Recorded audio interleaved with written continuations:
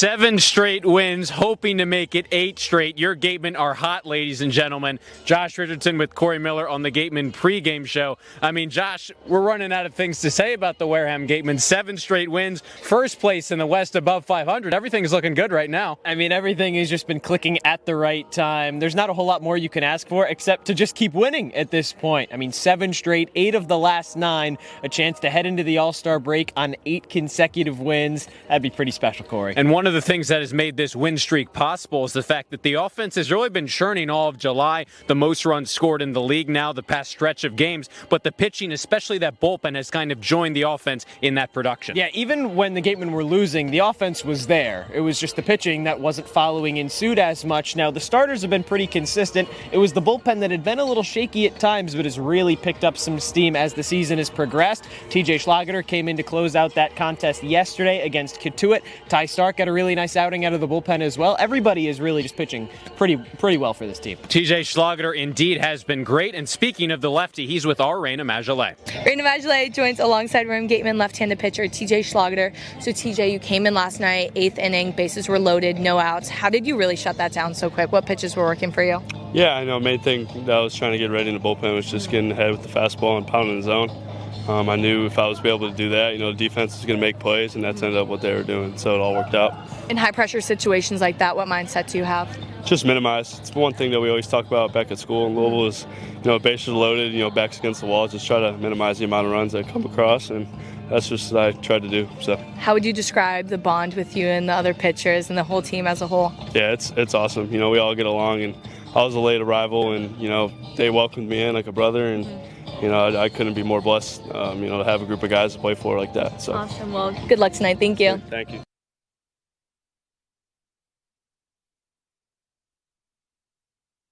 It's a picture-perfect night for baseball. Friday night action between division rivals Bourne and Wareham. Just a couple of minutes from getting set. The Gatemen in first place at 14-13. Bourne right behind them at 12-13-1 with Josh Richardson. I'm Cory Miller up here in the John Wild press box. Josh, the good news about this matchup, I guess if you're Wareham, you've won 7 straight games, and even if you lose tonight against Bourne, you don't lose control of that first-place spot in the division, but at the same time, don't want to lose that momentum heading into the All-Star break. Yeah, you've still got the cushion. You're up by 3 points. A win equals 2 points, so they've got that advantage, but it's just so tightly congested in that West Division. Bourne entering yesterday, and really this past 2 days, was in last place. Now they're all the way up to second, tied at 25 points. It's really close. It really is. I mean, we saw Hyannis and Falmouth. Those were the 2 teams at the top of the division for most of the year. Now they're at the very bottom. It's incredible how quickly, things can change, but you just have to keep winning, and then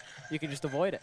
And the interesting thing when you look at the West Division, Katuitt was in second place last night. They were playing for that top of the division tie with the Gatemen. They're now all the way behind those 3 teams, Falmouth, Hyannis, and Bourne. But as we've talked about recently, everyone is just jam-packed together. It is, and it's going to make for a really, really fun end of the season, Cory, just about 3/4 of the way through the regular season. There's still a lot of baseball left to be played and a lot of moves that can be made.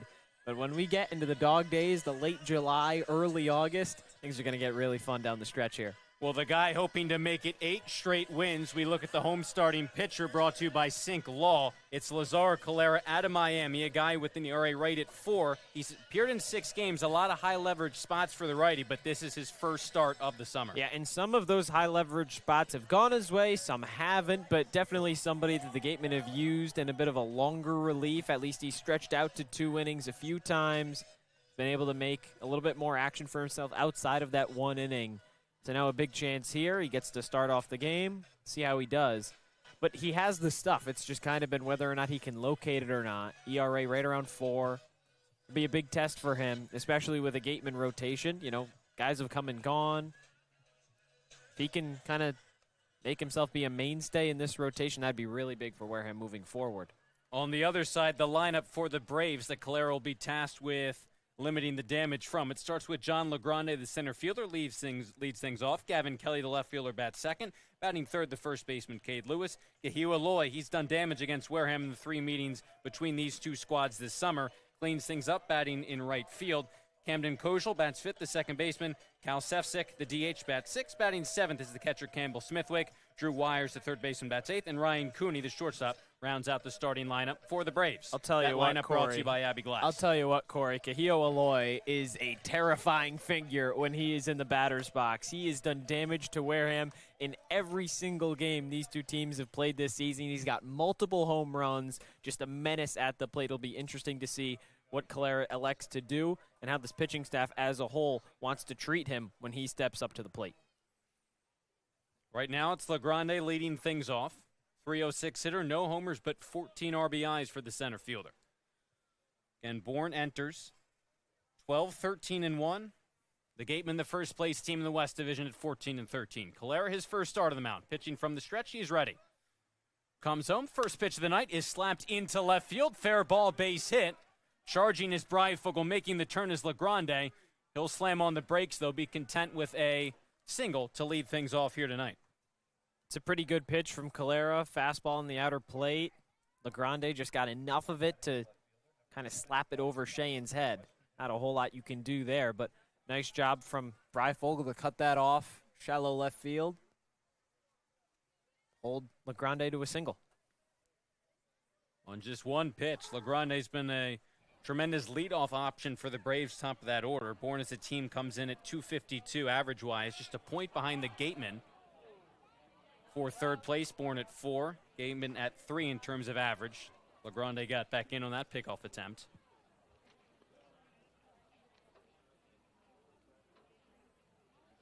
Brings up Gavin Kelly, 235 hitter, no homers, 5 RBIs for the righty. First pitch from Calera, fastball that whizzes high, ball 1. As I mentioned, these two squads have played 3 games, this being the 4th matchup between Bourne and Wareham. Gatemen capturing the most recent contest 5-4, that on the 11th. LaGrande on it first in the 1-0. High and outside, 2-0. The defense behind Calera. In the outfield, it's Breifogel, Cruz, and Turner. Left to right. Along the infield, Shane, Ramirez, Randall, McHugh. Third to first, and it's Hunter Carnes doing the catching. For the righty out of Miami, Lazaro Calera behind in the count 2-0. Pitch to the plate. Can't catch the outside corner. Quickly 3-0 on the Braves left fielder.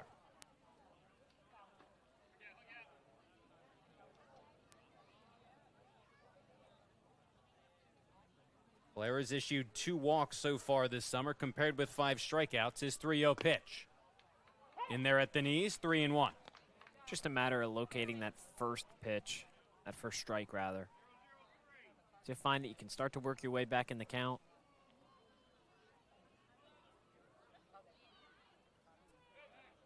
Another throw over to first. LaGrande back safely. Probably imagine that just after giving up a single on one pitch, maybe a bit of an overcorrection to work too far away from the plate. You don't want Kelly to put his barrel on it. Another pickoff attempt.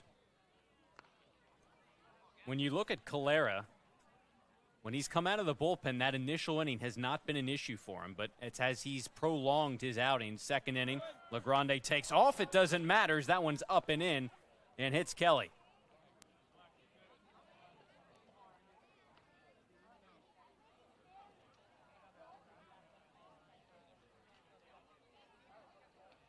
The left fielder trying to shake it off. And just not an ideal start for the Gatemen. Yeah, you can say that again. Certainly not an ideal start for Kelly either. He's in some pain. Calera was really quick to just...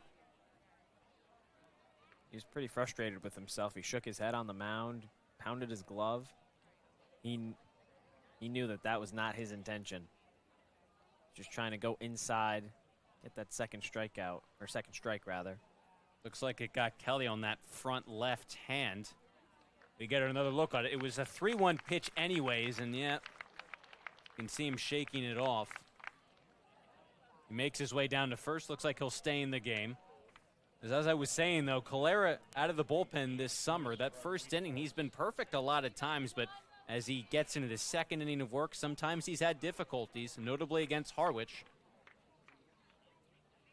In his first inning as a starter now this summer, already the first 2 runners on base. A base hit by LaGrande, the hit by pitch to Kelly. Now it's Cade Lewis. .295 hitter, a homer, and 14 RBIs. Takes that first pitch low for ball one.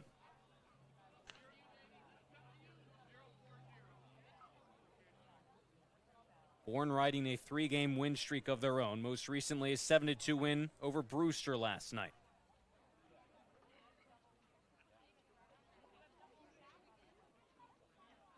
The 1-0 from Calera.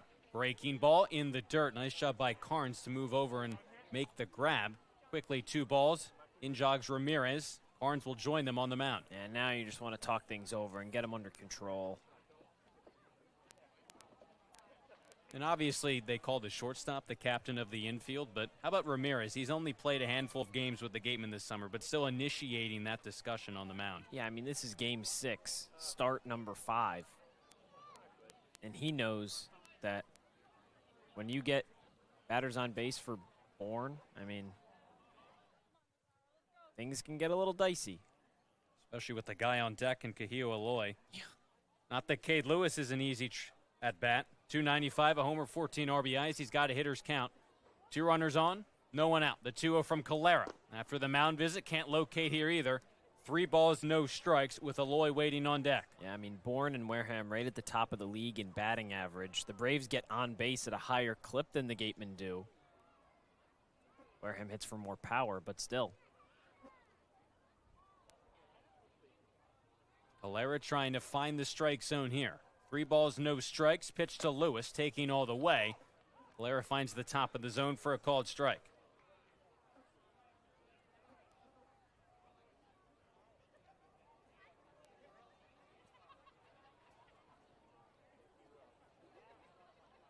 Braves are tied for 8th with 117 runs entering this contest. Threatening in the first. Runners take off. The pitch misses anyways. A walk to Cade Lewis. That will load the bases for Kahio Aloy. This is certainly less than ideal, Cory, I'd say. I mean, the LeGrande single, that's just a good piece of hitting by the center fielder. Just kind of punched it out the other way, but then you're behind in the count, you hit a batter, then you walk a guy. I mean, he's at 11 pitches, he's thrown 3 strikes. And everything gets a little bit more difficult when you have this guy up at the plate. Kahio Aloy comes in hitting .327, 2 homers, 11 RBIs, taking that one outside.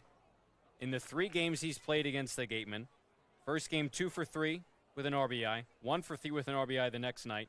Last time here at Spillane Field, 2 for 4 with a homer. That's pretty good. 3 games, he's got 5 hits against Wareham. The bases are juiced for him here. No one is out. Calera's 1-0. Big swing and a foul ball. It's the second swing we've seen tonight. Because they know that if you can't locate, I'm just not going to even offer. Aloy's thinking, well, you're going to be trying to at least put one down the middle, at least find the zone. Well, I'm going to take advantage. Trying to give his team an early advantage over the Cape League's hottest team in Wareham. Calera kick steals, 1-1 pitch. Fastball sails high, 2-1. I mean, you've got nowhere to put him. Calera put himself in this situation. You now have to pitch to Aloy. The Gatemen obviously haven't had an issue coming back from deficits over the course of this win streak, especially. We're down several innings to Katuitt last night, but obviously you want to avoid that big inning, especially in the first. A 2-1 now. Fouled straight back, 2-2.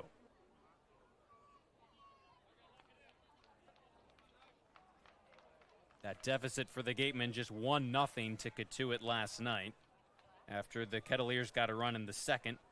Wareham played at 4 in the 7th, ultimately won 4-2. Calera looking for that first out of the game. The bases loaded and no one out. A 2-2. Aloy taking a breaking ball. Slips low and outside, full count. Nowhere to put the right fielder. Camden Kojal on deck.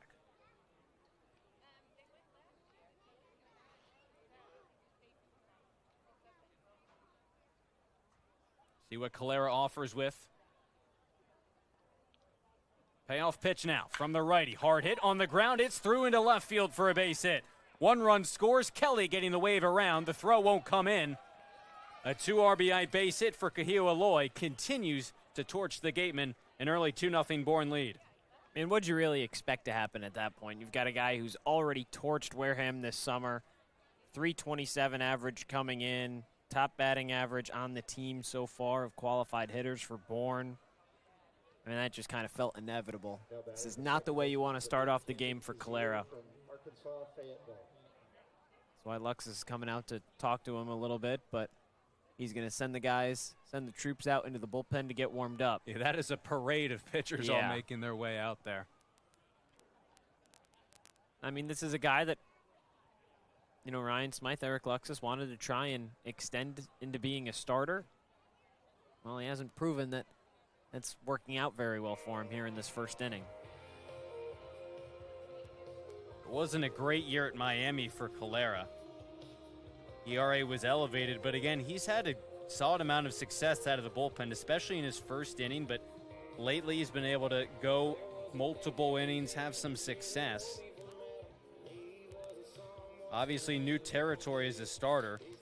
For the Hurricanes this past spring, a 7.07 ERA, 12 appearances, 14 innings pitched, didn't start a single game. So if you include this past spring, this start here is his first collegiate start, obviously in Summer League now. And he still hasn't gotten an out. Yeah, and I mean, his last 3 innings have been great. One against Brewster back on Tuesday.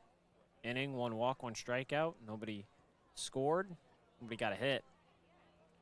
4 days before that, these 2 teams played over the weekend. 2 innings pitched, perfect. Both out of a reliever's capacity. It's a different mindset. It really is. After the mound visit, here's Kojal. First and second, no one out. Calera's pitch. Misses up and in. Still just can't locate that fastball. And already action in the Gatemen bullpen with a righty loosening. The velocity's there. That was at 95. Find the spot. Leadoff single, then a hit by pitch. A walk and a 2 RBI single by Aloy. 2-0 Braves.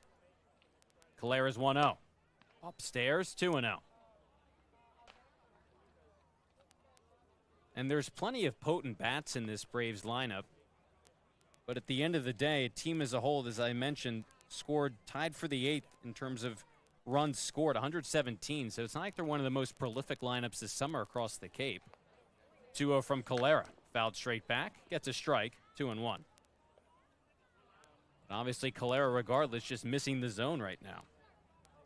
I mean, Cory, it really reminds me, this is reminding me of when the Gatemen played at Orleans a couple weeks ago and Kyle Johnson, the lefty from Duke, started the game for the Firebirds. He pitched just a third of an inning because he gave up 3 hits and 3 walks, and he just couldn't find the zone. 2-1 pitch, high fly ball, shallow left field. Ramirez in pursuit towards foul territory, juggling catch. Did he make the grab? Over towards that fence. It looked like he was able to track it down. Looked like, though, he was out of play along that foul line.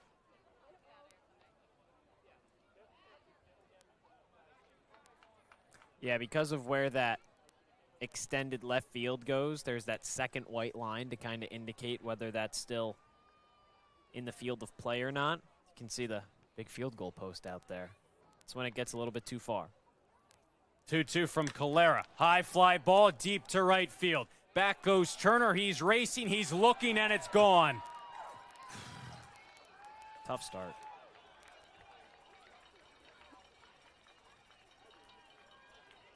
Already 2 runs in for the Braves. A 3-run shot by Camden Kojal adds 3 more. 5-0 for the Braves. Can't find the zone for so long. You want to overcorrect. I mean, that was right down the middle. That was batting practice for Kojal right there. Probably the best pitch he'll see all summer. And listen, obviously it's a moot point now, but Ramirez did track that ball down and make the catch. Yeah, he's still out of play. He was out of bounds, but obviously if that line doesn't exist, if it's not as far extended, you get an out there on Kojal. You still have first and second with 2 runs in, but Regardless, as Kojal, after the foul ball, made Calera pay, and he doesn't still have an out yet in this top of the first. Sefcik, the DH. Brief stint with the Braves so far this summer. He's 4 for 6. 1-0. On the ground, Randall maneuvering, bobbles. Recovery throw to first is in time, and there's the first out of the inning. Now batting the catcher, number 45, Campbell Smithwick from Mississippi. And as I mentioned, the Gatemen aren't strangers from coming from behind. They did it last night. They did it against Hyannis last weekend, down late in the 8th inning, but both of those were one run. Exactly. It's a lot different than 5. Gatemen haven't found themselves in this type of a hole since by that Chatham game. It was 9-0 after 3 innings. It kind of feels like a game where they've been on the other side, where in their half of the first inning, they've put a 5 spot on some teams. And they've held on to win a bunch of those games, whether that's Orleans, Harwich they scored early and often. Katuitt, obviously. Back on July 6th against Falmouth this past Sunday. But now the challenge of having to respond, still not even out of the top of the first. Smithwick, the catcher, 268 hitter, taking up in the zone, 2-1.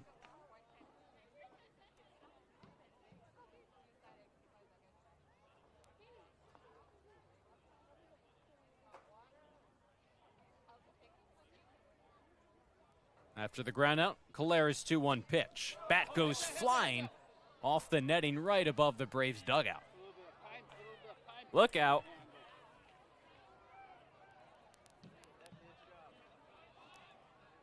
That'll wake you up over there. Yeah, if the 5 runs in a third of an inning didn't do that already. Smithwick over to retrieve a new bat. And the challenge is right now, if you're Wareham, obviously Calera, if he can get out of the inning, could go back out there, but already you're in a spot where, listen, you're up against a weekend off with the All-Star break, but you might have to stretch that bullpen a lot more than you might ideally like to. Yeah, and this is the last game before the All-Star break, 2 straight off days, and that was something that was kind of in Wareham's mind yesterday. Ty Stark came out and for what could have been 3 innings of action against Katuitt in the win. He had never gone more than an inning and a third. They knew they had the time. 2-2 pitch, rocketed into left field. It's down for a base hit. Breifogel, a brief bobble. No advance, though, from Smithwick. Another base hit for the Braves in the top of the first. 1 on, 1 away. I mean, I'm really curious at this point. A cold pitcher out of the bullpen versus Calera, who just can't find the zone, or when he does, it's really just down the middle. He just can't spot anything. Is it going to be any worse than how he's pitched so far? I mean, 5 runs in a third of an inning. That's going to be it, yeah.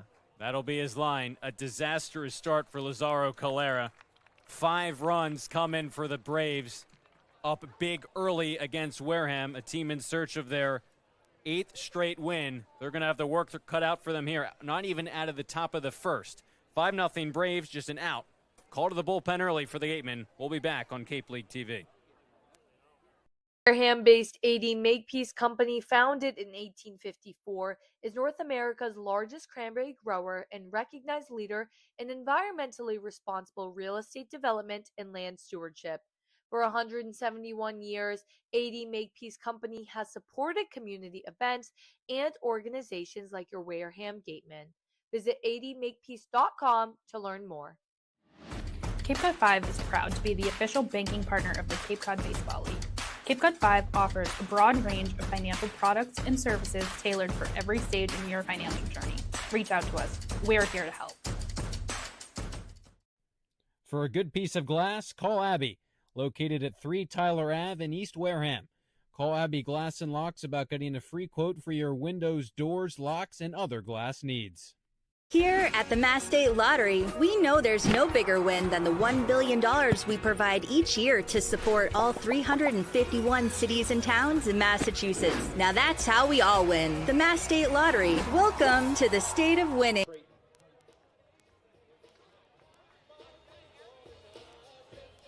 The Gatemen have been playing pretty near perfect baseball over the course of this 7-game win streak, but things have fallen apart early in the top of the first. 5 runs in, just 1 out, and what a mess that Shea Went inherits. Comes in out of the bullpen, just 1 out, a runner's on. That's Calera's responsibility, and the Gatemen are going to be asking a lot of the righty. Still just 1 out into this game. Yeah, well, the problem here for Wareham, obviously you're down the 5 runs. Wen has struggled with control this year. Again, it hasn't really been hits that's been kind of his Achilles heel this year. It's been a lack of control. And Calera struggled with that so far in this first. It'll be interesting to see how Ryan Smythe and Eric Luxus decide to manage this bullpen, if they're really just going to burn it knowing that they can and have that ability, because there's no game tomorrow, no game on Sunday. But, I mean, this is not a great starting position for Wareham. Went last pitched on Tuesday against Brewster. 4-3 win, came in to pitch the 8th. His team had a 2-run lead. He got 2 outs, but loaded the bases via the free pass. Schlager came in to replace him, allowed a base hit to tie the game. Those runs were charged to Went. The Gatemen ultimately won that in the 9th. Go-ahead sac fly by Colby Turner. So Wentz ERA 5.40, 7 games all out of the bullpen. 11 2/3 innings pitched, 7 earned runs. Still here in the top of the first, Drew Wires, the third baseman, 3 for 5 into short Braves time so far. Smithwick on it first. He singled to knock Calera out of the game. Went fires in a fastball for a called strike. It all started with a LaGrande single on the first pitch of the night into left field. Kelly was then hit by a pitch. A walk to Lewis to set up the bases loaded. Aloy had a 2-strike, 2 RBI single, and then Kojal a 3-run homer. Pitch to Wires, misses outside. The only out that Calera was able to get was a Cal Sefcik ground out to second. Pitch to 7 total batters before he exited.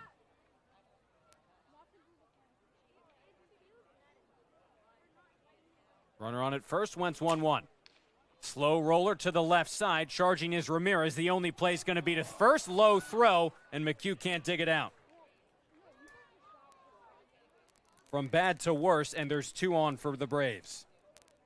And this just feels like what can go wrong will go wrong right now. This is not the Gatemen team that we've seen over this last week span.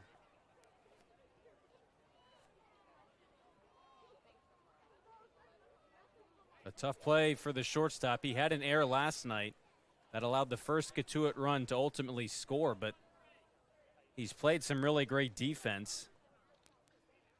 Slow roller, only play was to first. So now it's Cooney, bottom of the order, the shortstop. Went, deals in a breaking ball low.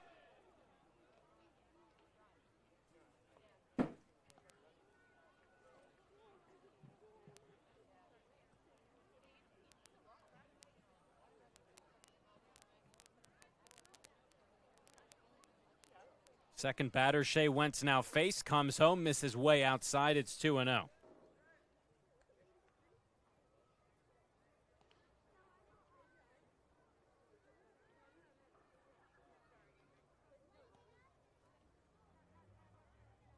It's only the first inning, but if this inning continues, it could easily get out of hand. Just 1 out as that one is blasted into center field.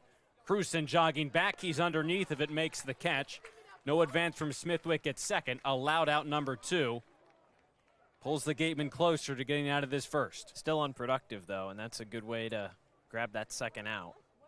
Now you're just 1 away if you're Wen from getting out of this first inning, and then you can still regroup. His team hasn't even come up to bat yet. For how the offense has been pouring in over this win streak, I mean, this game is still far from over. It's just tough when you handicap your opponent 5 runs. If it wasn't bad enough, the Braves have officially batted around. LaGrande began the game with a first pitch single into left field, takes a called strike here.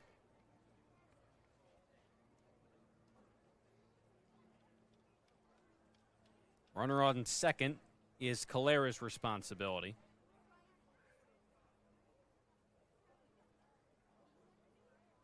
Oh, 1 with 2 outs. In the dirt, smothered by Carnes. He's certainly been busy in just this half inning alone. Nothing's gotten by him either.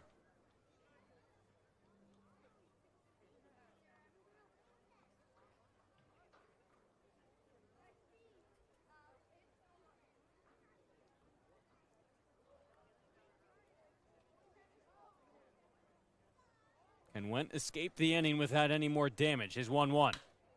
High chopper to shortstop, and it takes a hop right over Ramirez into center field.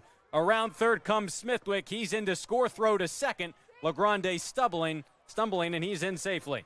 I mean, there's nothing that Chris Ramirez can even do. That one just took probably the highest bounce I've ever seen on the infield dirt, and it just went right over his head. That wasn't a misplay. That wasn't a misread. There was nothing he could do.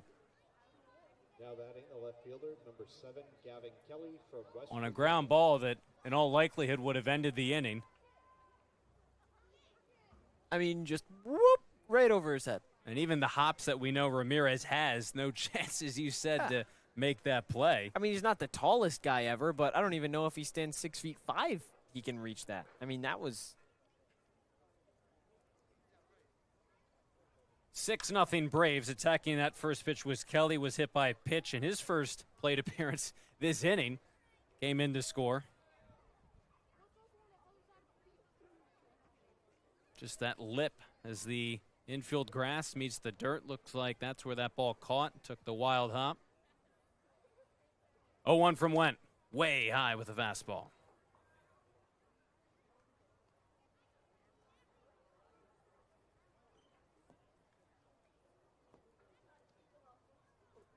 The Braves right now threatening to possibly put this game out of reach really before it's even gotten started.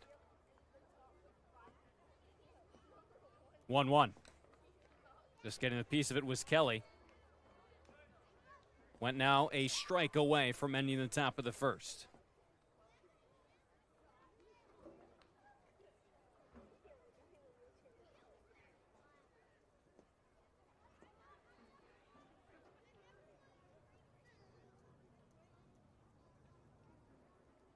Wires on at third. At second is LaGrande. It's a 1-2 pitch coming from Shea Went.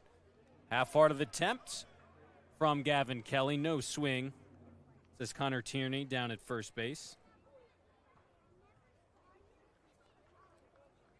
Joe LaBelle is at third. And behind home plate is Curtis Duggar. The three-man umpiring crew here tonight. They've seen plenty of action so far in the top of the first. 6 runs have come in. Went on 2-2. Flied into shallow right field. That's going to fall for a base hit. Wires scores. Right behind him is LaGrande. 2 more for the Braves. It is 8-0 in the first. It's just not Wareham's day today. And really, that's just a good piece of hitting. There's not a whole lot you can do. I mean, just a perfect drive out into right field. And, of course, Turner in right field, not thinking that Kelly's going to go the opposite way with that. I mean, it's a really nice hit. It's tough. And it really is a shame because at some point the luck factor is kind of factored in, and it's not gone the Gatemen's way tonight so far. Just thinking back to that chopper over Ramirez. First pitch swinging for Lewis, flies it out of play down the left field line. I mean, this is how it feels to be back on the other side of it, Corey. Yeah. It's been a while. It really has. I was going to say, listen, a lot has to go right, and you have to have some luck on your side over the course of a 7-game win streak.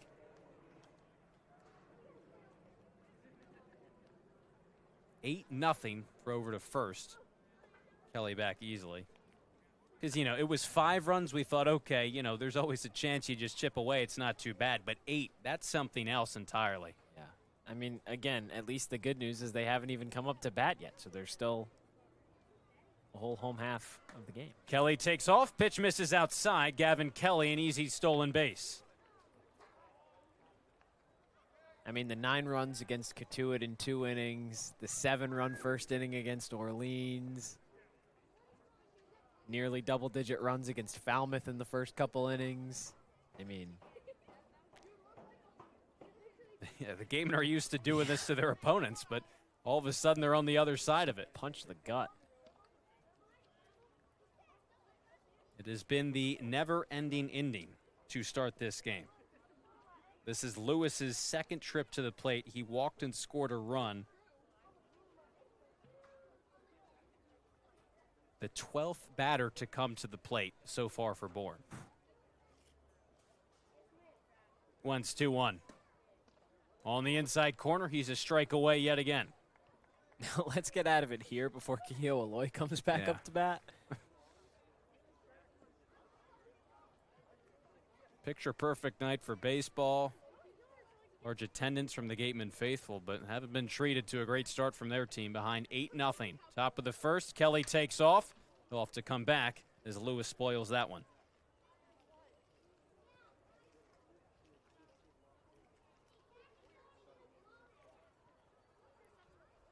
You know, part of this kind of feels like the Falmouth game right before this win streak started. That Wareham lost, that kind of kick-started all of this, in which the Gatemen made 7 errors, lost 11-4. But the Gatemen actually started out in front 2-0. Carnes the 2-run homer, but this is really the first game, maybe besides that Chatham contest, they've been behind this much early. Nice play by Shane at third. The throw over to first is in time. The half inning is finally over. The Braves send 12 hitters to the plate. They score 8 runs. 2 pitchers come in for the Gatemen. They can't stop the Braves' onslaught. After the top of the first, it is Bourne 8 and the Gatemen coming to bat. Here at the Mass State Lottery, we're known for our monster wins. But there's no bigger win than the $1 billion we provide each year to support all 351 cities and towns in Massachusetts. In our game, we know that supporting local businesses and helping communities is how we all win. Because at the lottery, we're all playing for the home team. The Mass State Lottery. Welcome to the state of winning.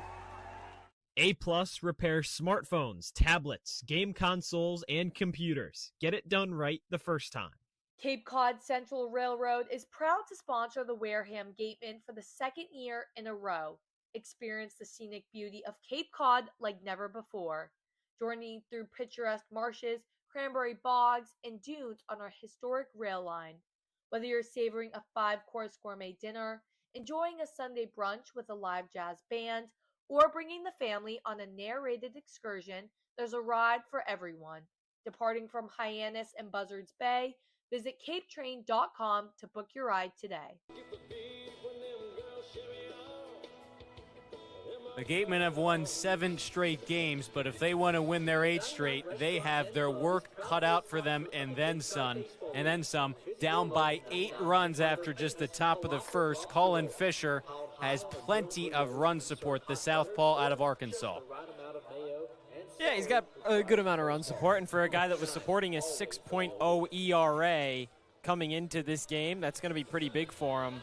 I mean, we've talked about it for a large portion of the season. Well, a large portion of Cooper Consiglio's starts, it seems like the Gatemen always give him a lot of run support, and he's always said that, well, when your offense does that, then you can just come in and throw strikes. You don't have to worry about everything as much, and now Colin Fisher finally gets to be the beneficiary of something like that, and a good opportunity for him to really just preserve this Bourne lead.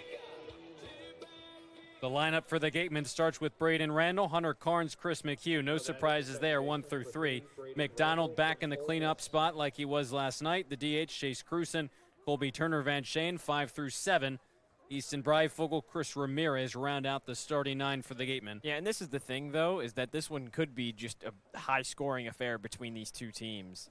It's just 1 half inning. Still a lot of game left. If there's a team to do it, I guess you could say it is the Gatemen. 143 runs entering tonight's contest is the most across the league. 3rd most hits, 3rd highest average, and over the course of this 7-game stretch, no one's been better with the bat. Weak roller to shortstop. Cooney across retires Randall to begin the home half of the first. I mean, that was a 30-minute top of the first. Bourne just never let up. The catcher, number 6, Hunter Carnes from Florida State. But, you know, before the game, I was talking to Gateman first base coach Rocco DiPietro, and something he talked about was just I mean, everything just offensively has really been clicking for these guys. Is that they're just going to keep scoring 5, 6, 7 runs a game. Well, if they do that, then they're right back in it. And as we've talked about facing deficits before, you don't have to get it all back at once. We know that Wareham kind of has that capability some innings, but it's a lot easier said than done. But you still have 9 innings to play with. All of those runs just coming in the top of the first. 1-1 to Carnes, a breaking ball. Below the knees, 2-1 on the catcher. Carnes had a 2-run homer last night to give Wareham some insurance runs. Hitting .333, 2 homers, 9 RBIs as the catcher. 2-1, fouled away. I guess the thought is maybe you can just start chipping away. You're never going to get all 8 runs back in 1 inning. That's just naive to try and think that the offense is going to show up. I mean, everything had to go right for Bourne, and a lot had to go wrong for Wareham in that first to be able to do that. 2-2. Carnes a bouncer foul down the third base line. And for a team that's won 7 straight, 8 of 9, the last thing you're expecting, certainly it's obviously possible, is for the opposition to put up 8 runs against you to open the game. That's just not how things have been going over the course of the past 9 games. 2-2 pitch from the lefty. Breaking ball, swing and a miss. Carnes down swinging, 2 up, 2 down so far to begin the bottom of the first. And even with that long top of the first, Fisher still looks pretty fresh. You know, he made sure to keep himself ready. I mean, most of the time that, you know, an inning goes on, a 3-hour baseball game means every half inning takes 10 minutes. That was triple that. Called strike on McHugh. Chris enters at .224 for 4 homers, 9 RBIs. I mean, he stayed ready. You know, credit him. It's gone 2 up, 2 down so far. Chance to go up all 3. And we've mentioned how Consiglio has talked about how when he's gotten that run support, it really just settles him in. Can just play pitch and catch, pitch to contact, let his defense do the work. 1-1. Weak squibber down the third base line. Fisher gives way. Wires can't get that throw off. McHugh able to get on base with the 2-out single. Ryan Smythe has said it all season. It's why for a small portion of the year, Chris McHugh was hitting leadoff. It's because Smythe said he has sneaky speed. That one kind of a swinging bunt, but he was moving down that first base line. Wareham will take it. And now you got that first base runner, right? Like, that's the first sign of confidence to bring yourself back up. Then it'll be that first run. First man in scoring position, then the first run. Just baby steps. Got to learn to walk before you can run. Caden McDonald takes a breaking ball in the dirt. DH for Wareham. .333, 3 homers, 12 RBIs for McDonald. Hit a 2-run shot for the Gatemen. Last time they were at Spillane Field against Harwich on Wednesday. 1-0 pitch to the righty. Another breaking ball. This one misses below the knees, 2-0.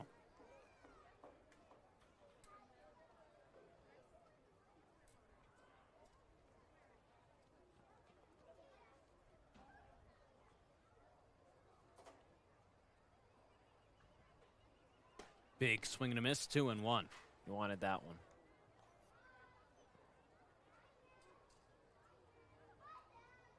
Plenty of big swings for McDonald yesterday. Again, he did hit cleanup for the Gatemen against Katuitt just a day ago. 1 for 4 with the strikeout out of that cleanup spot. 2-1 pitch. Rolled on the ground. Sits up nicely for Wires. Goes the easy way to second. McHugh retired there to end the inning. For the Gatemen, no runs, no hits. Hoping for win number 8 in a row, and they have a lot of work to do. We played just an inning at Spillane Field, but it is 8-0 Braves after 1. Insurance has been servicing Wareham and the surrounding areas since 1980. Call Legacy Insurance for all your insurance needs at 508-295-1315. Legacy Insurance, your hometown agency. Get ready for big results with our small machines. With more power, performance, comfort, and savings, they are ready for every job. And we're ready with plenty of inventory, the best support in the business, same-day parts availability, and locations across the Northeast. So you can always be ready to work. Milton Cat, always ready. When it comes to protecting your home, car, or business, trust the team that's been covering our community for generations. For personalized coverage and service that you can count on, the choice is easy. It's Morse, of course. Visit morseins.com today. It's an 8-0 game. We played just 1 inning. Braves played it 8. No, that is not a misspeak. No, it is not.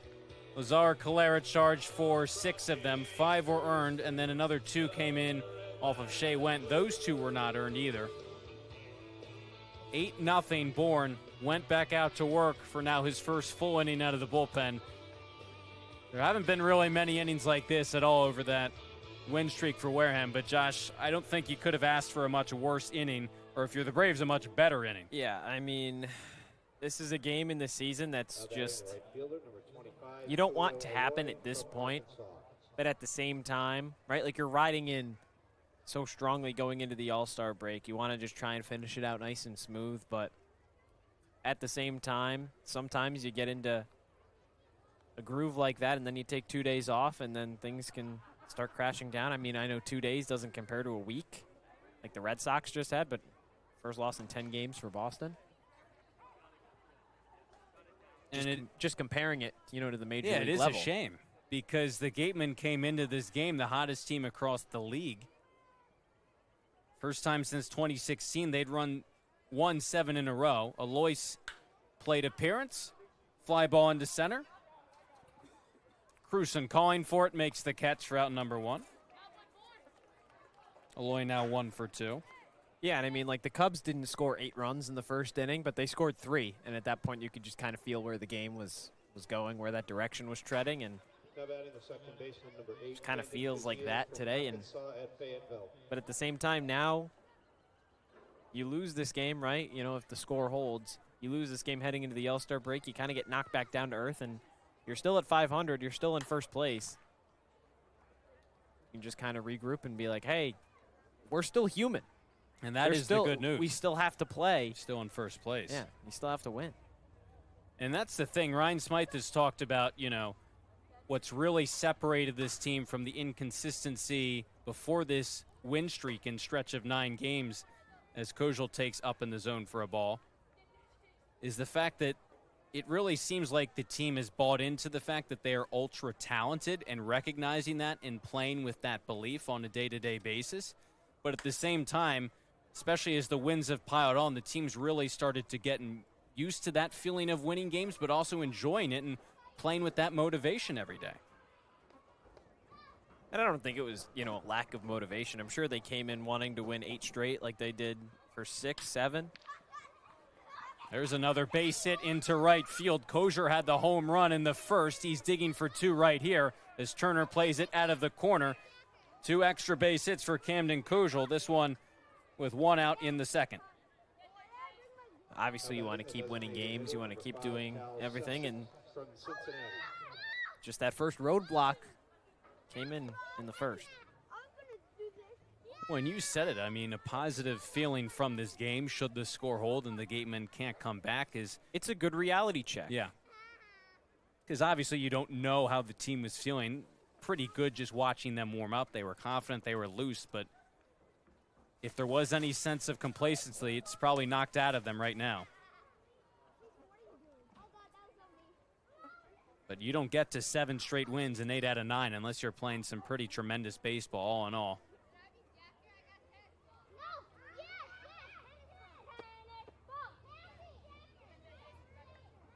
Big lead for Kojal on its second with Sefcik at the plate, lifting a little pop fly to first base. Easy play for McHugh, makes the grab for out number 2. It's a shame for the Gatemen. They had really buckled down on the mound lately, especially out of the bullpen. The ERA 4.36 had gone from worse in the Cape. It's now up to 6. That's obviously going to take a hit after tonight's game. Pitching's what won Wareham several of these games over the course of this 7-game win streak. Campbell Smithwick singled and scored a run in the first, second at bat. First against Went as he fouls it straight back. And you obviously do have to feel some for Calera. He was tasked with, his first start of the summer. He wanted the ball. He wanted to start a game. It's just disastrous, and hopefully his confidence doesn't take that much of a hit because there's been plenty of positives for the righty out of the bullpen this summer. 1-0-1 upstairs. And it's one thing if he was a lower leverage guy, but that's somebody that has been tasked with a lot of big moments for this team, win or lose, whether he's been on the right side of it or the wrong. He still had to pitch in a lot of big opportunities. Blew that game against Harwich, but you don't want to see that snowball. Yeah, and he bounced back after that Harwich game too nicely. Game Wareham ended up losing in extra innings, but he's kind of been moved down to the 6th inning just about, but still, you've talked about, he's been effective. Even in the 7th and the 8th as a setup man. Yep. Just first start, didn't have it. And the control issues were evident pretty much from the get-go. After hit by pitch, a walk, got behind some hitters, and then they just started grooving the pitches in the zone against him. Runner on at second, 2 outs and a 2-2 from Went. Smithwick stays alive.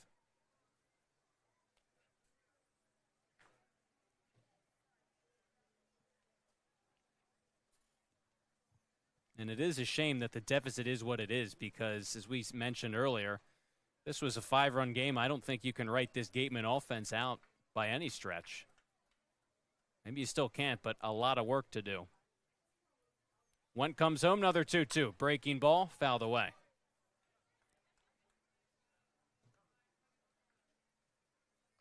And over the course of this win streak, it's kind of been fueled by a lot of late inning magic. You go back to July 11th against this Bourne team. Gatemen broke a 3-3 tie with 2 runs in the bottom of the 8th. Against Hyannis the next night, the go-ahead 2-run shot by Caden McDonald in the 8th, down by a run. Another 2-2, wave and a miss. Solid inning for Shea Went. Just the 1 hit allowed. Pitches around it, no runs for the Braves. Still up by plenty, 8-0. We played an inning and a half on Cape League TV.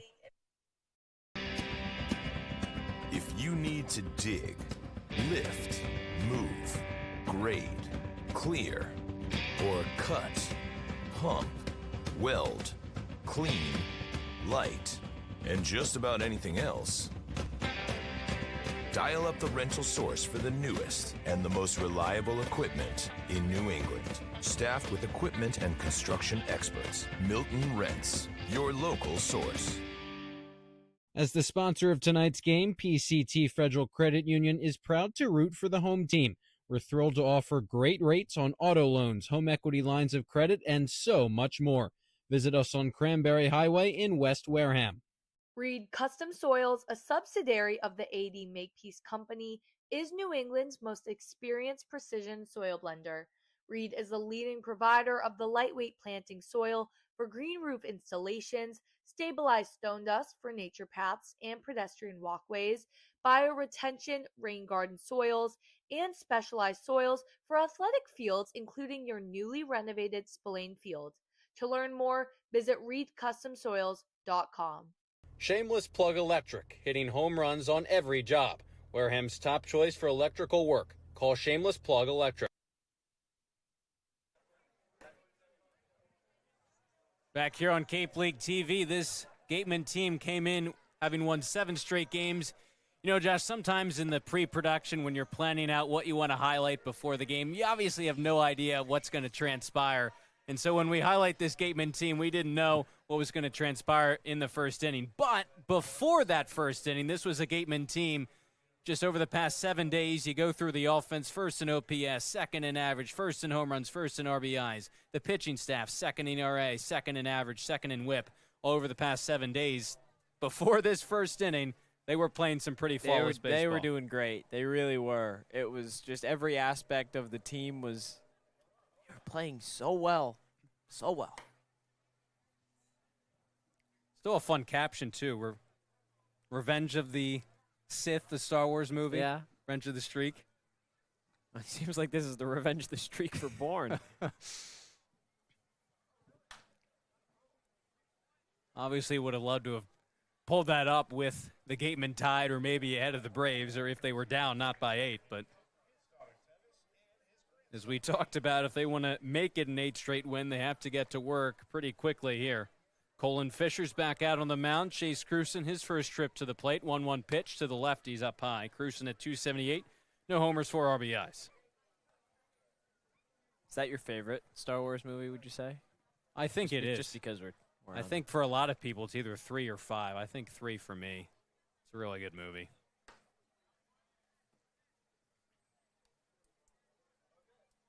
There's so many to choose from, though. That's the problem.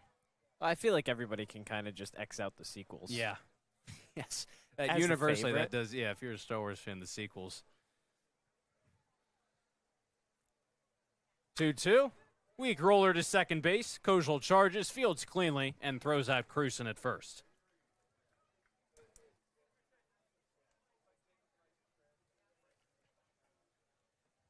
Brings up Colby Turner. No one on, 1 away.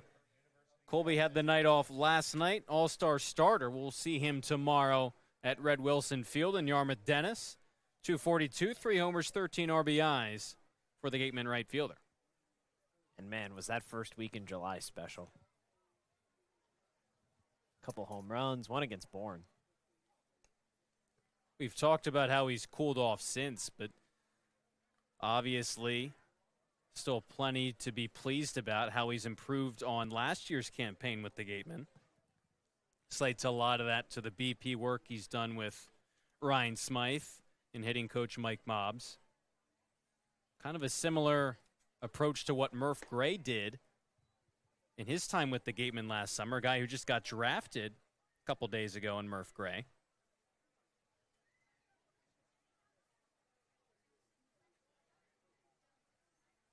Going 73rd overall to the Pirates out of Fresno State. 2-1 now on Colby Turner. And Turner said he took a lot out of that BP work and learning from Murph, and the two of them being teammates last season. Turner returned and just had a big goal. He had a big expectation of himself, and he's lived up to it. He's changed his approach, is really everything that has to do with just being in the box, seeing pitches, just driving it out of the park. It certainly changed him for the better, and those are his own words. He said, "The Cape has humbled me." Had a great year with Wareham last summer. 3-1 to Colby Turner. Big swing. Just squibs it foul. Full count. And that's the thing. In the league, this league can be so humbling in multiple ways. You know, somebody that, struggles out of the gate, but can also just be someone who just kind of changes their perspective, their mindset on what it takes to play baseball at this level, and change your approach. Be comfortable with that. Weak chopper down the third base line. Twisting and rolling foul where Smithwick touches it. Turner will have to come back. That's a real smart play by Smithwick. That was staying in that infield grass and then just too much topspin, turned it over to the left side of the foul line. Chris McHugh had one of those infield hits down the third base line in the first. Turner doesn't get lucky with that one staying fair. The BP that Turner takes and has kind of changed his approach. Ryan Smythe refers to it as boring batting practice, or the most boring, boringness is the word that Ryan Smythe used.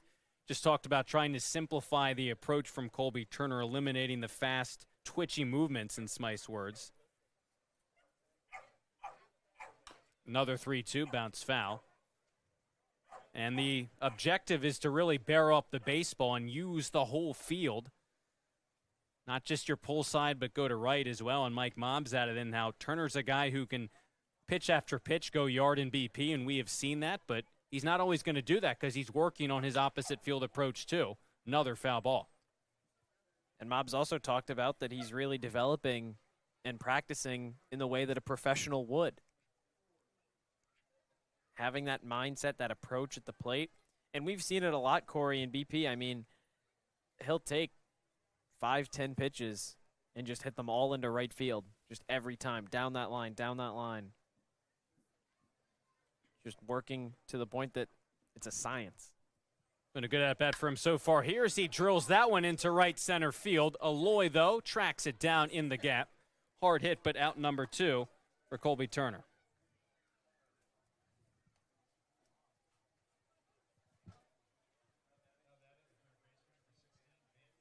Brings up Van Shane, 211, a homer, 7 RBIs for the Gatemen third baseman. When you look at this Wareham infield, especially when you compare it to last night's game,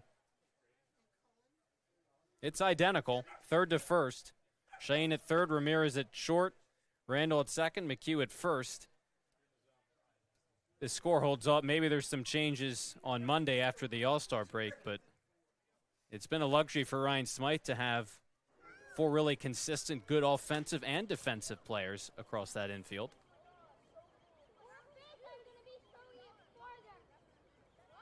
Shane's one of those guys that's been such a net positive during this winning streak.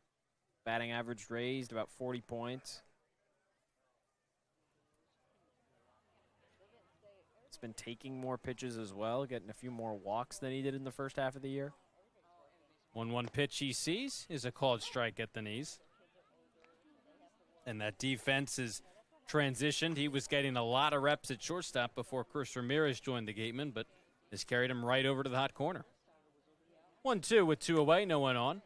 Ball inside, count even. Yeah, and him moving over isn't a slight at his defense at all. I mean, he was the Cape League equivalent of a Gold Glove defender at shortstop. Him and Randall in that middle infield was special to watch.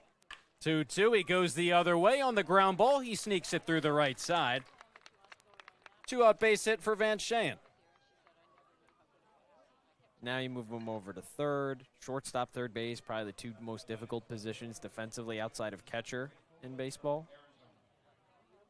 But offensively, when he can do that, of course you need to have his bat in the lineup somewhere. And the thing with him and Randall, as you mentioned, was their chemistry had really developed nicely. Always important between those middle infielders, but there have been no issues with Ramirez or Randall, whoever it is at second. I mean, they could turn a double play blindfolded him. Sure of it. What we saw. Bryfogle, the lefty, gets his first at-bat. Easton at 250, no homers, 2 RBIs. He'll participate in the home run derby tomorrow just before the All-Star Game festivities.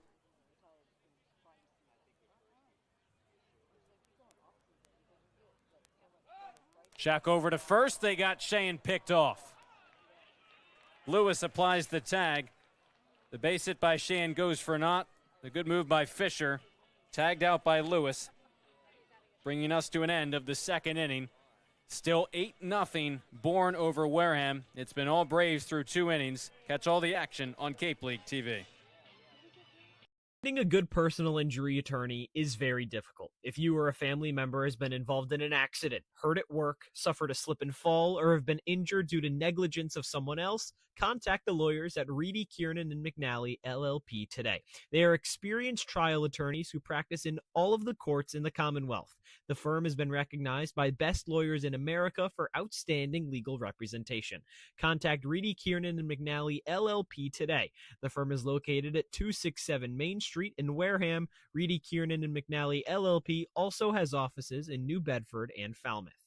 Call 508-295-0286 or visit their website, www.rkm-law.com.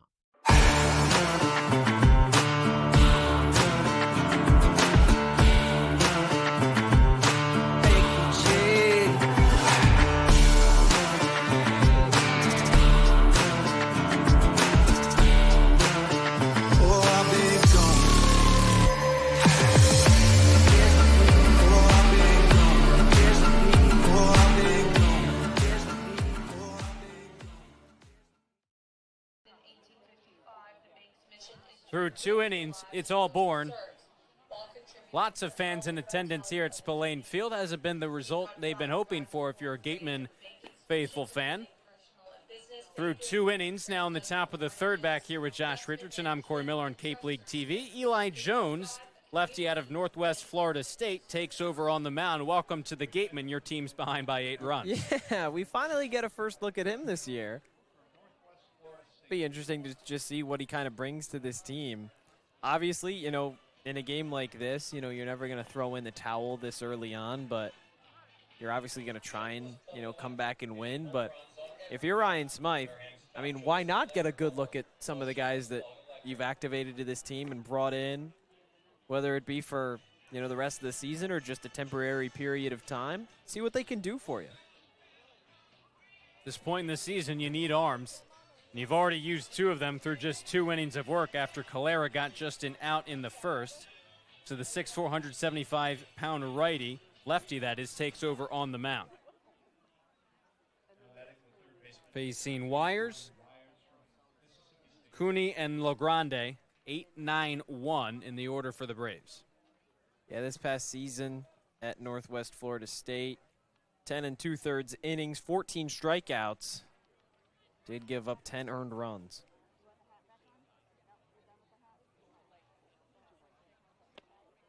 Big swing and a miss. We've talked about how, especially with Cooper Consiglio, when your team is up by so many runs, how you can just kind of settle in and pitch to contact. Wonder if that feeling's the same when your team is down by this many runs. Obviously, the last thing you want to do is to increase the deficit, but at that point, I mean, what do you really have to lose? It's not going to tip the scales in the game one way or another that dramatically more than what's already been done. You got nothing to lose at this point.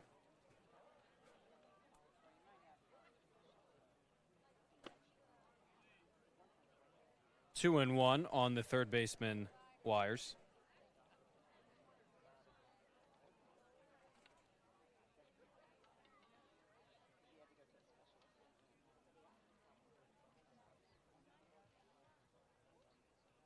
Three for five, entering this contest. Scored a run in the first.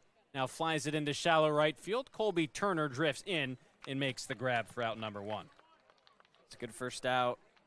Good confidence builder for Jones. First batter he faces, quick out. And now if there were any nerves, I mean, this is a guy, he's pitching on the Cape for the first time. Start to settle down now. As we mentioned, one of a couple new arms. Jackson Melendi out of Bowdoin College. Bryce Turner out of Florida International. A couple of new faces joining this Gatemen pitching staff. Might see Melendi later on, too. Cooney, the shortstop. The other good news is that Caleb Appleby, back with Wareham for a couple days, left the team. Hopes that maybe he heard his name on draft day. He's an all-star for Wareham, so he's back with the team. Participate in the festivities tomorrow. Cooney takes a breaking ball, called strike. It's another good bullpen arm to bring back for how he was pitching. Nearly a sub-1 ERA, if not. He was great. Yeah, 1.26. 1-1 to Cooney's in the dirt for ball two.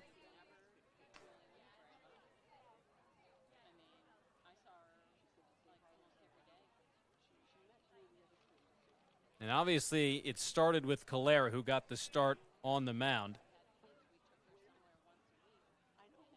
Went was able to clean up a good portion of that mess, pitched a scoreless second.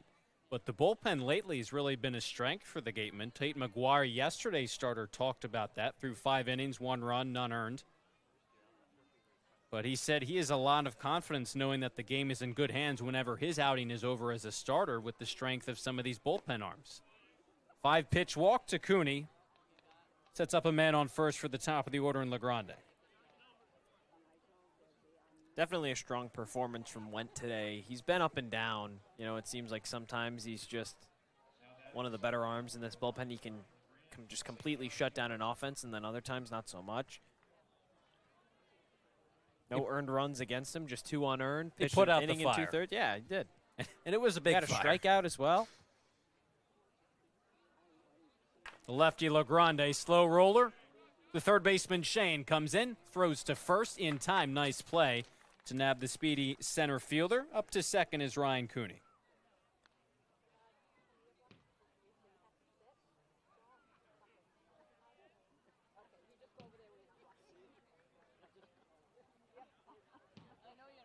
Been a pretty good start for Eli Jones out of the bullpen.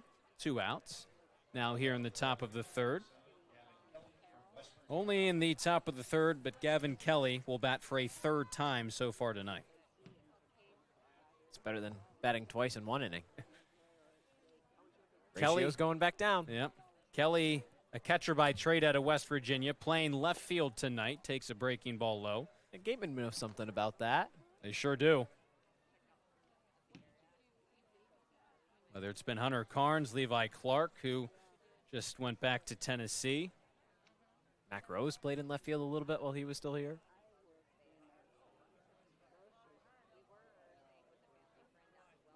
Pitch is inside, almost clipped Kelly for the second time tonight. Hit by pitch in the first and then also singled in that top half of the first inning.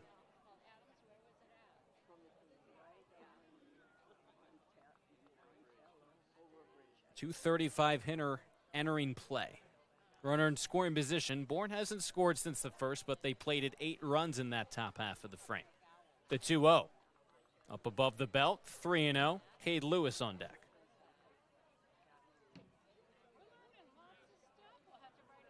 Well, at the very least, Wareham will get a new look, a fresh look at some of their recent additions. Starting with Jones, his 3-0 pitch on the outside corner, called strike 1.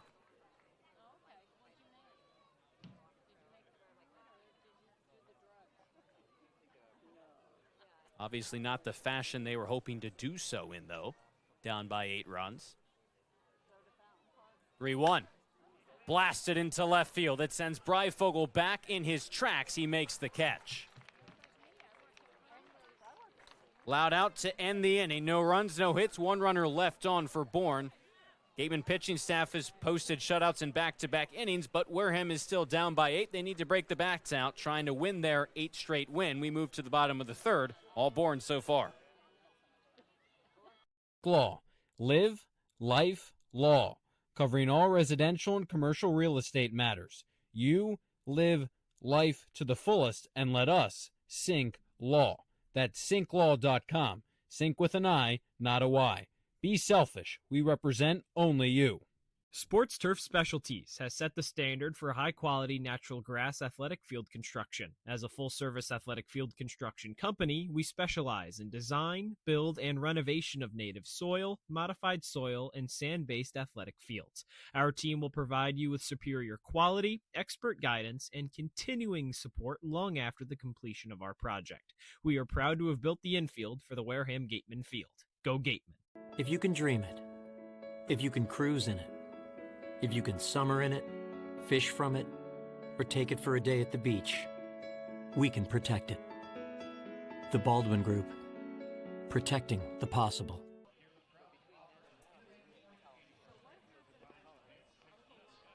We talked about dogs and cats the last time we were at Spillane Field. There's a furry friend, bottom of the third, about to commence here at Spillane Field. It really is a picture-perfect night for baseball. Temperatures have cooled off a little bit, nice breeze. Still plenty of fans enjoying this one, despite the fact that the Gatemen trail by 8. I stand by the fact that seeing dogs at the baseball game just does nothing to help your argument, because you're never going to take a cat out on a leash to a baseball game. No, they'll never let you put them on a leash. They'll bite you. Maybe your cat. My cat probably would have when I had him way back when. Mine would see one squirrel and then just go crazy. Oh, yeah. Dogs and cats alike, I guess you could say. Breyfogle leads off the bottom of the third, was at bat when Shane was picked off to end the bottom of the second. So back facing the righty, the lefty that is. Colin Fisher, who's been solid on the mound through 2 innings of work. Posted a 0, allowed just 2 hits. Just some weak ground balls. Infield single by McHugh. Check swing base hit into right for Van Shane. Quickly ahead 0-2 on Breyfogle.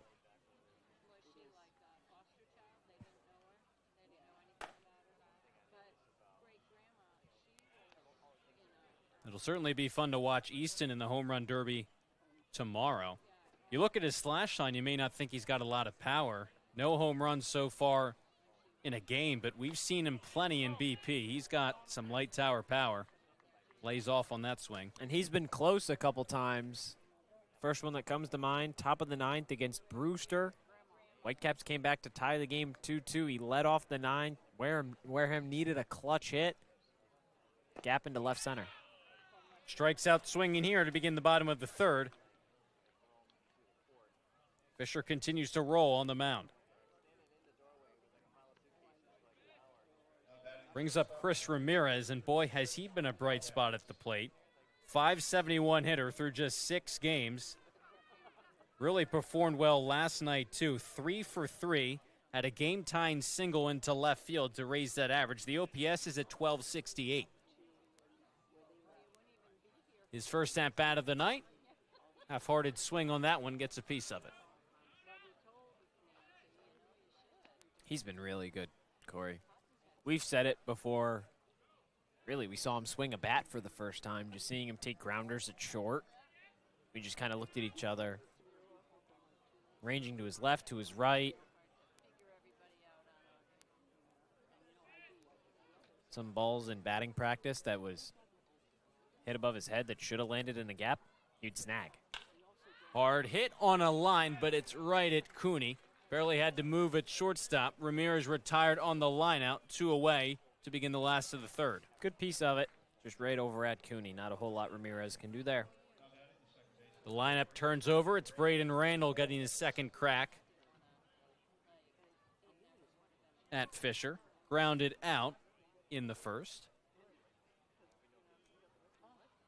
Ideally, the Gatemen could have started chipping away early on, get a few runs back, but hasn't been the case. Just 2 base hits, and again, they haven't been hit particularly hard either. 0-1 on Randall. 8-7-0 the line score for the Braves. 0-2-1 the line score for the Gatemen. Swing and a miss, and it's quickly 0-2 on Randall.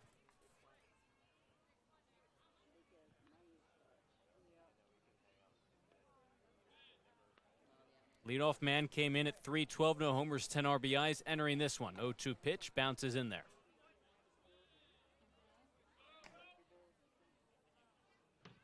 Fisher's working quickly. He's clearly found a rhythm on the mound. Knows what pitch he wants to throw, where he wants to throw it. He's executing really well so far. Obviously helps when you get 8 runs, but hey, he said he's executing. 2 soft hit singles, the only damage he's allowed. No walks to speak of for the Gatemen, as Shane's worked the count even. And that's not easy against this Gatemen team. 1 through 9, it really seems like the decisions are kind of making themselves almost for Ryan Smythe when you have all these guys swinging a hot bat. You don't have to worry about interchanging some options, try and fix something. Swing and a miss from Randall. Nothing seems to be going the Gatemen's way through 3 innings. Another 3 up, 3 down inning. 2 strikeouts for Fisher on the mound. He's through 3 scoreless frames. His team's up by 8. We move ahead to the top of the 4th on Cape League TV. Turf Specialties has set the standard for high-quality natural grass athletic field construction. As a full-service athletic field construction company, we specialize in design, build, and renovation of native soil, modified soil, and sand-based athletic fields. Our team will provide you with superior quality, expert guidance, and continuing support long after the completion of our project. We are proud to have built the infield for the Wareham Gatemen field. Go Gatemen. There hasn't been a ton of training when it comes to bat speed or products for players to be able to train bat speed.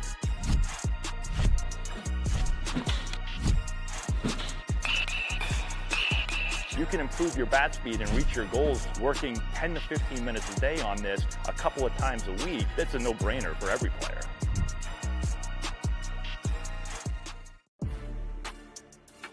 You can make any bat feel lighter by adding a velo puck knob. Instead of having to go get a whole entirely new bat, you can simply add the puck to it. Players can use this with any bat. It's basically going to shift the weight of the bat a little bit more towards the hands. Players are able to hit the ball a lot harder just by simply adding the puck on.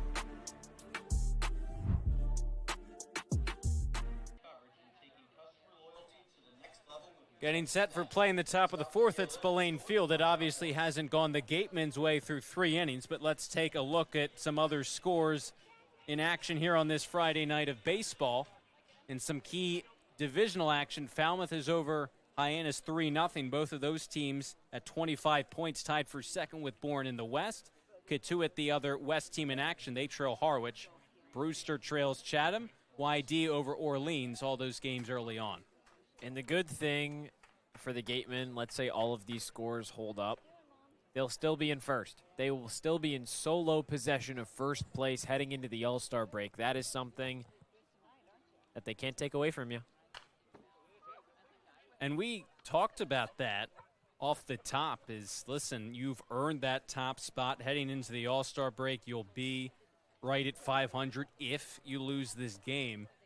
The only question, obviously, at that point is, are you still able to carry enough momentum and rebound and not keep this loss in the back of your mind? And that's the other question. Remember, what kind of kick-started this whole win streak was that loss at Falmouth when you made 7 errors. Yeah. And Ryan Smythe talked about how he didn't want his team to flush it. Now, there haven't been 7 errors so far tonight, but the team is down by 8 runs. So yeah, I was going to say, well, there hasn't been 7 errors, but there's been 8 runs. Yeah. So maybe the approach for Ryan Smythe is the same. Again, if the score doesn't get closer, if the game remains the same, another foul ball from Cade Lewis. Maybe he again says, flush this one, rest, get refreshed over the All-Star break weekend, and come back for that final stretch run. You're in first place. Let's go win the division. I mean, maybe the score does stay the same, and that same message applies because it would just be 1 inning. Lewis on 0-2 takes a ball high.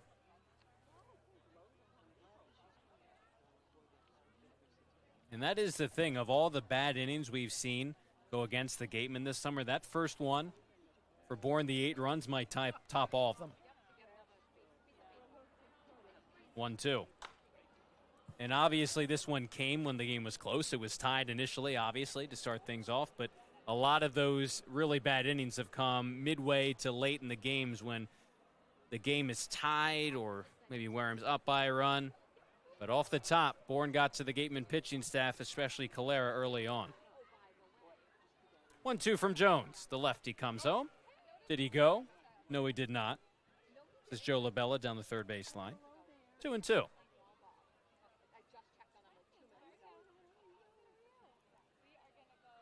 Yeah, I mean, if we're talking first inning, and first inning specifically, I think I would probably point back to that battle against Hyannis on the 20th. Gatemen were 1, 2, 3 in the top of the first. Harbor Hawks scored 3 in the first and was on a home run, 3-run shot. Chris Rembert had that 4-for-4 day. We kind of thought, oh, this might be it. Foul tip into the glove of Carnes. Hangs on. Lewis down swinging to begin the fourth. But other than that, no, nothing like that has happened in a first inning this summer. And, I mean, that was just a 3-run home run. There was that and then some tonight. Well, Eli Jones in his first appearance as a Gateman. Out of the bullpen, his team was down by 8. He did his job.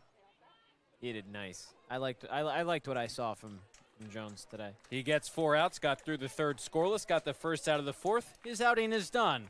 Another Gateman pitcher enters this one. We'll return after a quick break on Cape League TV. Wareham-based AD Makepeace Company, founded in 1854, is North America's largest cranberry grower and recognized leader in environmentally responsible real estate development and land stewardship. For 171 years, AD Makepeace Company has supported community events and organizations like your Wareham Gatemen. Visit admakepeace.com to learn more. Cape Cod 5 is proud to be the official banking partner of the Cape Cod Baseball League. Cape Cod 5 offers a broad range of financial products and services tailored for every stage in your financial journey. Reach out to us. We're here to help. For a good piece of glass, call Abby, located at 3 Tyler Ave in East Wareham. Call Abby Glass and Locks about getting a free quote for your windows, doors, locks, and other glass needs. Here at the Mass State Lottery, we know there's no bigger win than the $1 billion we provide each year to support all 351 cities and towns in Massachusetts. Now that's how we all win. The Mass State Lottery. Welcome to the state of winning. We're not even through 4 innings here at Spillane Field. The Gatemen have now used their 4th arm. We just saw Eli Jones make his summer debut with Wareham. And now out of Bowdoin, D3 Bowdoin, is Jackson Melendi, the 6'5 righty. How about that? Getting the D3 guy in here. You don't see that every day here in Cape Cod, but Melendi certainly somebody that has definitely earned a spot here on this team for Wareham. And now, not really a big spot for him, but a chance to pitch well in his first appearance of the season. When you look back to how he did in college this past spring at Bowdoin, 5.2 ERA, 17 innings. Well, that's, a higher elevated ERA. Also remember, swinging metal bat's going to be a little bit different than what he's going to face here for a wood bat league. But still a 3-run ERA improvement from 2023, his first season. He had all of 2024 off at 15 Ks and 17 innings. So he's got the stuff. We'll see what he does here. And again, not a whole lot of pressure on him either. He can just go out and throw freely. Gateman debut, a Maine native, went to Kents Hill School, just about 12 miles west of Augusta. Pitching collegiately in his home state of Maine at Bowdoin. And what a first at bat he has against Kehiu Aloy, the Gateman killer. 1 for 2 is Aloy, RBI single, 2 RBI single. Check that in the first, a fly out to center in the second. Now in the third, the first pitch from Melendi is just a bit outside. That's just nerves. You got to give him 1. Don't worry about it. Locate the zone. He certainly has got that height, frame to be successful, 6'5", 200 pounds. Is 1-0. Another one to the backstop. Jones got Lewis to strike out. So he's gotten the first out here in the top of the 4th.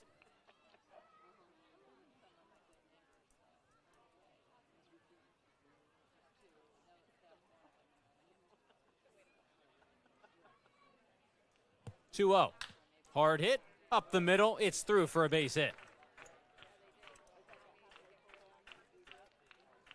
Kehiu Aloy getting hits against the Gatemen is just kind of a commonality at this point. Already 2 of them so far tonight. He greets Melendi with a 1-out base hit. Yeah, and that's just, if you're Melendi, don't even worry about it. It's Kehiu Aloy. He hits tanks off of anybody in this Gateman rotation. That's not anything specific to him. That's just common occurrence at this point. He's got the stats to back it up. This guy in Camden Kojal hit a tank back in the first. He's 2 for 2. This one is slicing down the left field line into foul territory. Sliding attempt by Breifogel. Getting dangerously close to that football upright. He couldn't make the catch anyways. As we talked about, we don't get to see a lot of Division III guys. Really, we're only seeing the top-tier Division I guys, but cool to see a guy in Melendi, who obviously is a New England native, pitching at Bowdoin, get a chance here facing some of the premier hitters. Never dismissed that D3 talent either. Billy Wagner came out of a D3 school. 0-2 as Kojal got a piece of that one. Foul ball.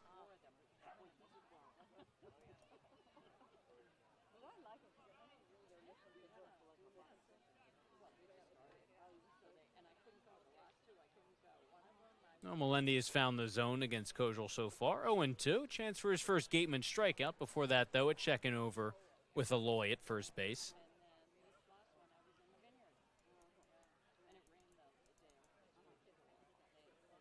As we mentioned, at this point in the season, the Gatemen needing arms. A lot of guys that they've used over this past stretch of games, and you're trying to keep as many of them fresh as possible. You talked about how they stretched Ty Stark out last night. Hudson Rowan made his last appearance with the Gatemen a couple days ago. Schlager pitching last night. 1-2. Into right field, that's a base hit. Kojal is 3 for 3. Aloy makes the turnaround second. Turner the bobble, and Kehiu Aloy advances 90 feet. That's a couple we've seen bobble out in the outfield. Reifvogel in left, Turner in right. Field that in cleanly. Aloy is still standing on second. But again, I mean, it's not going to make that dramatic of a difference now. Kojal is 3 for 3, a homer, double, single. He's a triple away from the cycle. Let's not speak that into existence. That would just be the icing on the cake. Yeah. It's already 8-0 Bourne. Haven't scored since the first. A chance here with the runner 90 feet away. Sefcik is 0 for 2. He is the only Braves hitter not to reach base safely tonight. Ground out and a pop out for the DH. Over at third is Aloy. Kojal at first. An error is charged to Turner on the advance from Aloy. Second error of the night for Wareham. Ramirez and Turner both the guilty parties.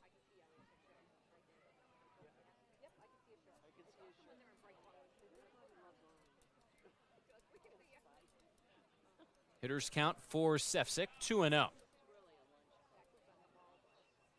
4 for 8. Across his handful of games this summer with Bourne.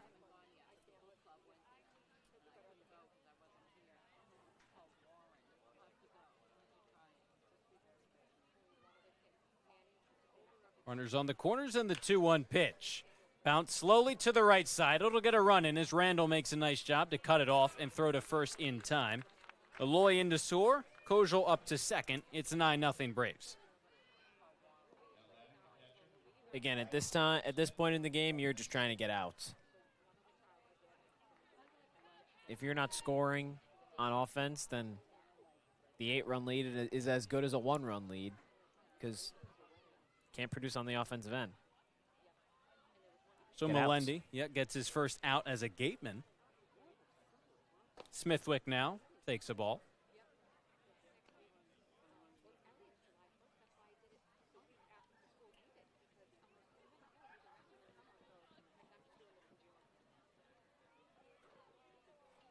First run for the Braves since that 8-run first inning. It's now 9-0. Smithwick again takes inside, 2-0.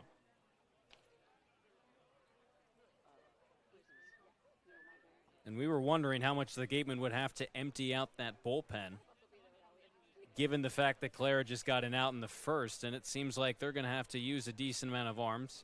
2-0, ripped into center. Cruson jogging back. He's got a beat on it, and he's there. For out number 3. Another run in for the Braves. Couple of base hits. An RBI on the fielder's choice by Sefcik. Bourne's up by 9. We move ahead to the bottom of the 4th on Cape League TV.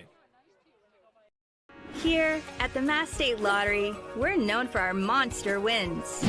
But there's no bigger win than the $1 billion we provide each year to support all 351 cities and towns in Massachusetts. In our game, we know that supporting local businesses and helping communities is how we all win. Because at the lottery, we're all playing for the home team. The Mass State Lottery. Welcome to the state of winning. A+ repairs smartphones, tablets, game consoles, and computers. Get it done right the first time. Cape Cod Central Railroad is proud to sponsor the Wareham Gatemen for the 2nd year in a row. Experience the scenic beauty of Cape Cod like never before.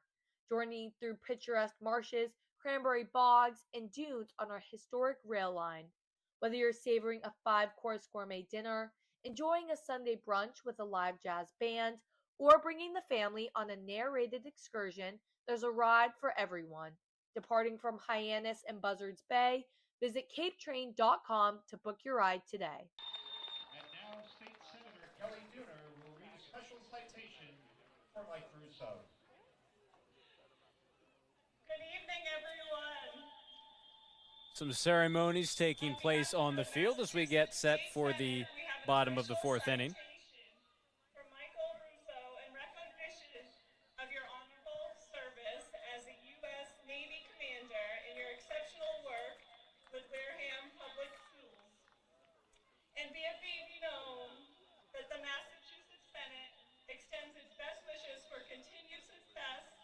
That this citation be duly signed by the President of the Senate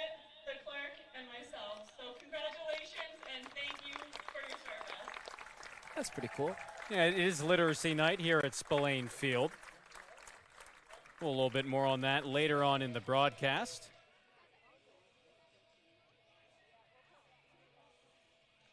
It's the Gatemen trail by 9, moving ahead to the bottom half of the 4th inning. It's been all Bourne so far. The 9 runs. Gatemen have just 2 hits. As we get a look in the Wareham dugout, you know, we're blessed with a lot of great interns across this Gatemen team. Not least of all is Kevin Murray, one of our baseball operations interns. And the cool thing about Kevin's vantage point tonight, he knows Jackson Melendi, getting to watch him pitch on the mound. Teammates at Bowdoin. He gave us a little info about what to expect from the righty. Pitched pretty well, just that 1 run. Heard that there might be some Bowdoin fans tuning into this one. Obviously, as we talked about, it's not ideal for your first appearance of the summer with your team down by 8, now 9. But listen, I mean, all of our interns do a great job. But the baseball ops guys, I mean, just the trio, Dan, Joe, Kevin, the 3 that we interact with the most, that's where we get a lot of our information about kind of the ins and outs, who's coming, who's going. These guys do a great job. They're here early, day in, day out, setting up, getting ready for each of these games. Hunter Carnes leads off the bottom of the 4th.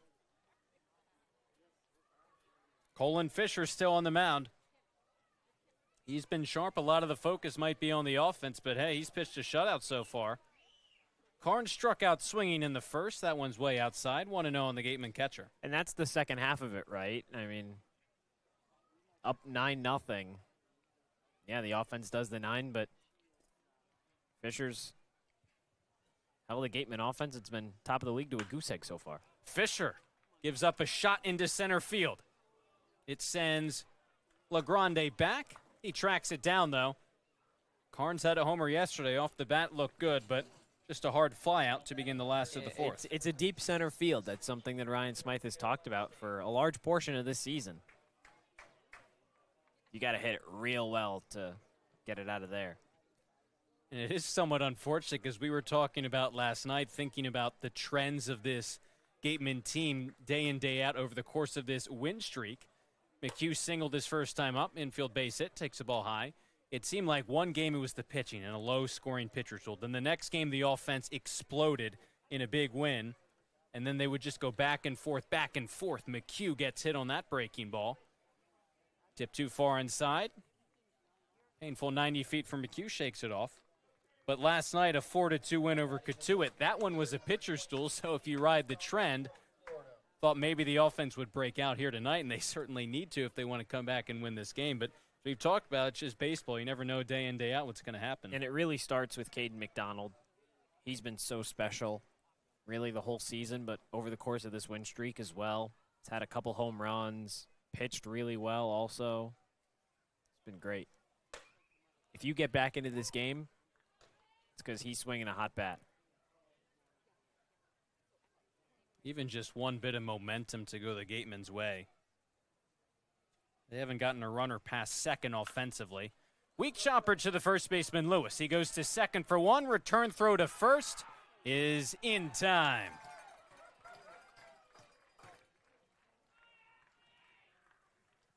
The Braves turn the double play. The runner erased. And once again, Fisher faces the minimum now here in the 4th. We played 4 here at Spillane Field.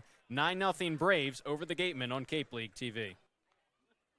Insurance has been servicing Wareham and the surrounding areas since 1980. Call Legacy Insurance for all your insurance needs at 508-295-1315.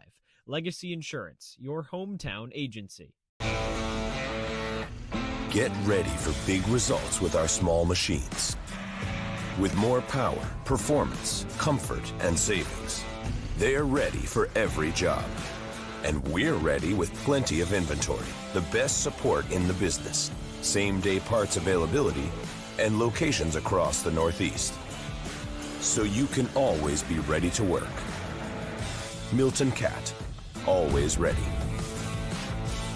When it comes to protecting your home, car, or business, trust the team that's been covering our community for generations. For personalized coverage and service that you can count on, the choice is easy. It's Morse, of course. Visit morseins.com today. The Bowdoin Bears, well represented now here at the Wareham Gatemen. Jackson Melendi back out on the mound, his second inning of work out of the bullpen. We get a look at the line score so far tonight. As you can see, Bourne has dominated.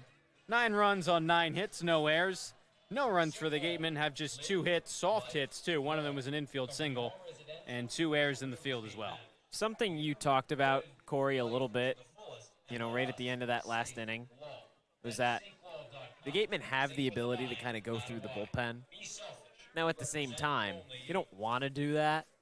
I guess there's no real consequence because you have the 2 days off. But in a shortened game, you're not going to go through as many arms. Bourne is a run away from that. So if there's any condolence to, being down by this much, if another run comes across for the Braves, well, at least it saves you a couple arms and guys just throwing innings today.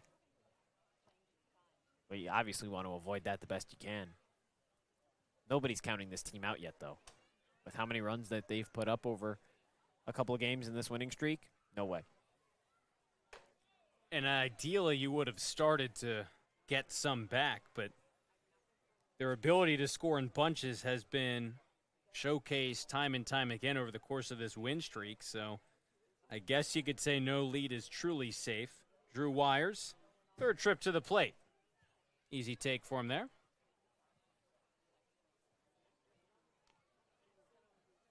And at this point, if you're the Gatemen, why not try and see some of these new arms in a low leverage situation? Better see what they can offer you now as opposed to throwing them into the fire in a 1-run or tie game.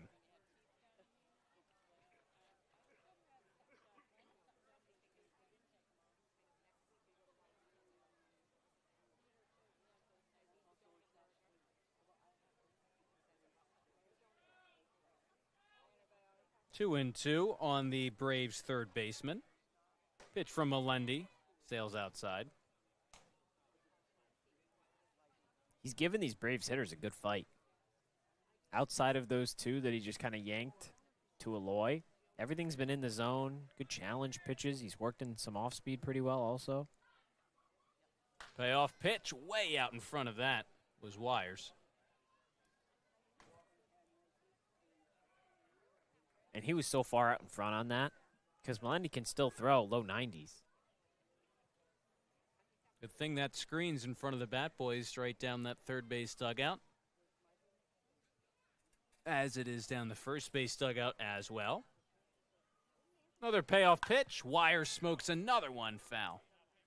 Something I've always kind of been interested in, especially when we do the radio broadcast and we're right down typically the first baseline, is watching the Bat Boys from both teams compete to grab the foul ball. It's great. It gets pretty competitive at times, too.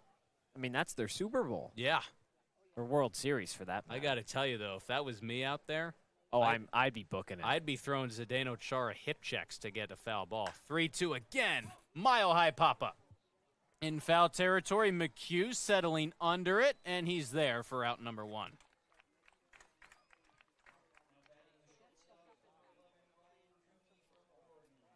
Some of them are pretty friendly, like they're competitive, but they're friendly about it. Yeah, it's all smiles after. If I didn't get one, I would be mad. No, this is a competition. It's typically the ones right behind home plate where both of the ball boys it's a 50-50 shot. Yeah, equidistant. Cooney a fly out and a walk out of the 9th spot, and the order takes a called strike on the fastball from Melendi. And especially if you were one of those kids and you gave the hip check, you're going to get it 2 times as much back for the next one.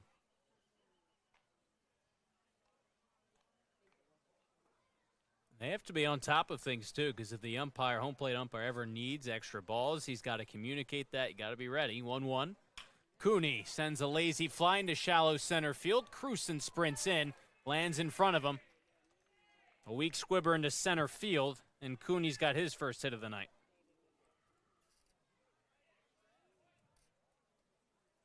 What if one of these times, when they both go to get the ball, it just turns into like Bautista Rugi Odor Part 2?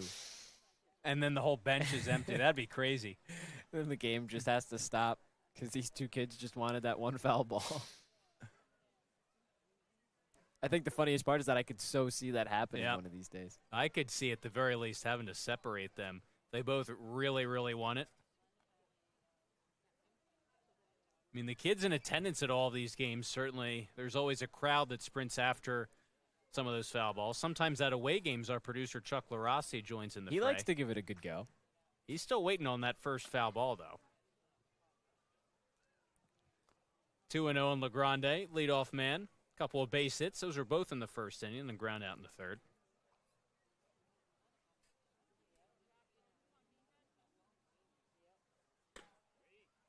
That one just misses the outside corner. 3-0 quickly. Melendi dealing home to LeGrande.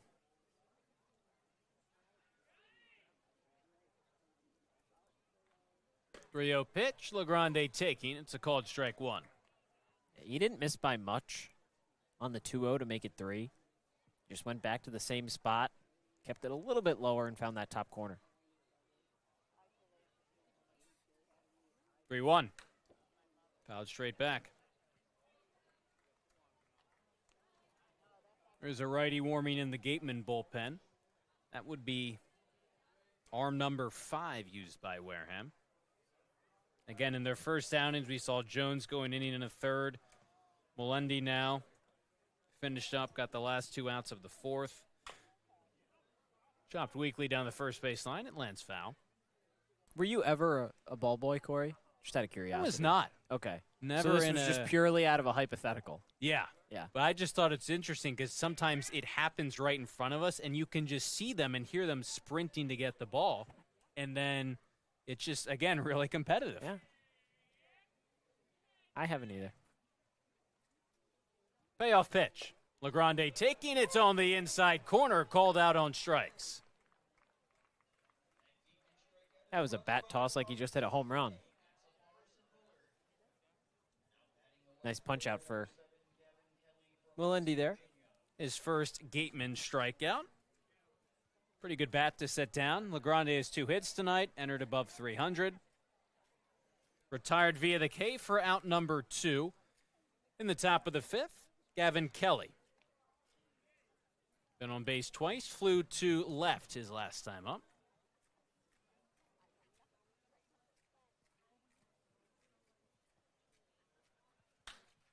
Swings at the first pitch, cracks one into center. Playable for Cruson. Jogs in, settles under it, and makes the catch for out number 3. Jackson Melendi, another solid inning. The Bowdoin College righty gets a tap on the fist from Kevin Murray, heads back to the dugout. Wareham needs to break out the bats. They're down by 9. We move ahead to the bottom of the 5th. If you need to dig, lift, move, grade, clear, or cut, pump, weld, clean, light, and just about anything else, dial up the rental source for the newest and the most reliable equipment in New England. Staffed with equipment and construction experts, Milton Rents, your local source. As the sponsor of tonight's game, PCT Federal Credit Union is proud to root for the home team. We're thrilled to offer great rates on auto loans, home equity lines of credit, and so much more. Visit us on Cranberry Highway in West Wareham. Reed Custom Soils, a subsidiary of the AD Makepeace Company, is New England's most experienced precision soil blender.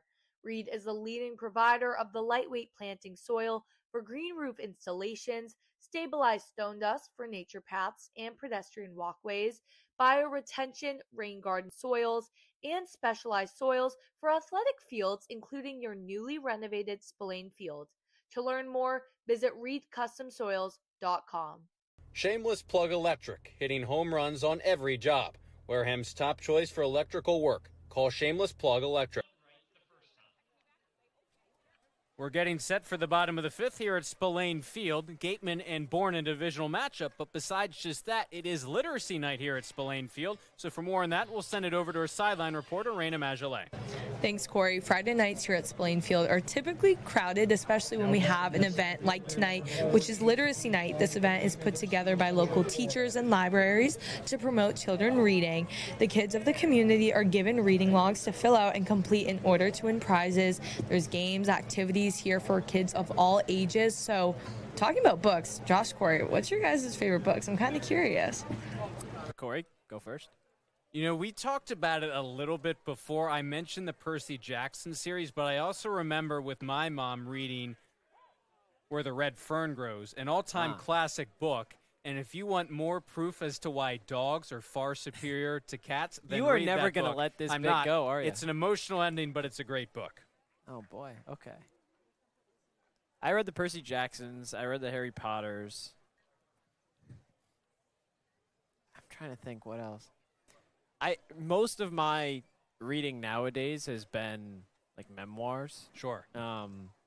Usually athletes, some broadcasters to know some of the things that they've gone through. But again, most of my creative and personal reading was just ruined by middle and high school. Yeah. Fisher is still in the game on the mound, the lefty towing the slab, 2-2 on Cruson. Because when I think about the books that we had to read as part of school requirements, there weren't very many that I really enjoyed. I think Catcher in the Rye was one that I didn't have to read that one. I didn't hate that one. I think Holden Caulfield is a lot of problems. That's evident throughout the book. Cruson goes down swinging, but definitely some Shakespeare mixed in there. Lord of the Flies is a classic. That was the summer reading, and I did enjoy that. That was okay. So we did that during the school year. What year did you have to read that? I think that was going.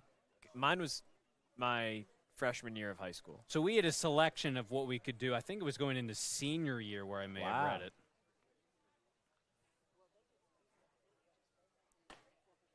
In the Shakespeare stuff, though, that just gave me a hard time.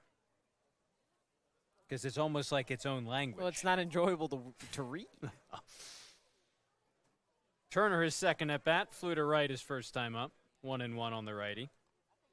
Because it's not Old English, but it's that transition. Yep. It obviously is, I think, unique, and it serves a good purpose that it's something that the Gatemen are promoting tonight here at Spillane Field, though. I don't think any of the intended audience is going to be reading Shakespeare or Lord of the Flies. No, that's true. Maybe some good purchases on green eggs and ham, though. Yeah. 1-2 to Turner. Wave and a miss. He's down swinging. 2 strikeouts to begin the last of the 5th. Now, try and think of what I read when I was younger. Yeah, the Dr. Seuss books obviously come to mind.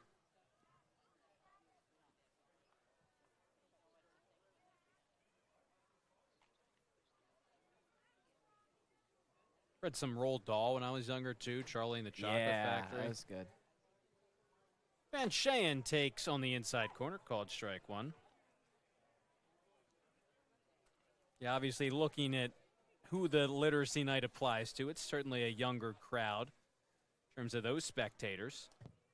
But plenty of people in attendance here for some Friday night baseball. I loved like the Who Was books or Who Is. That's a great call.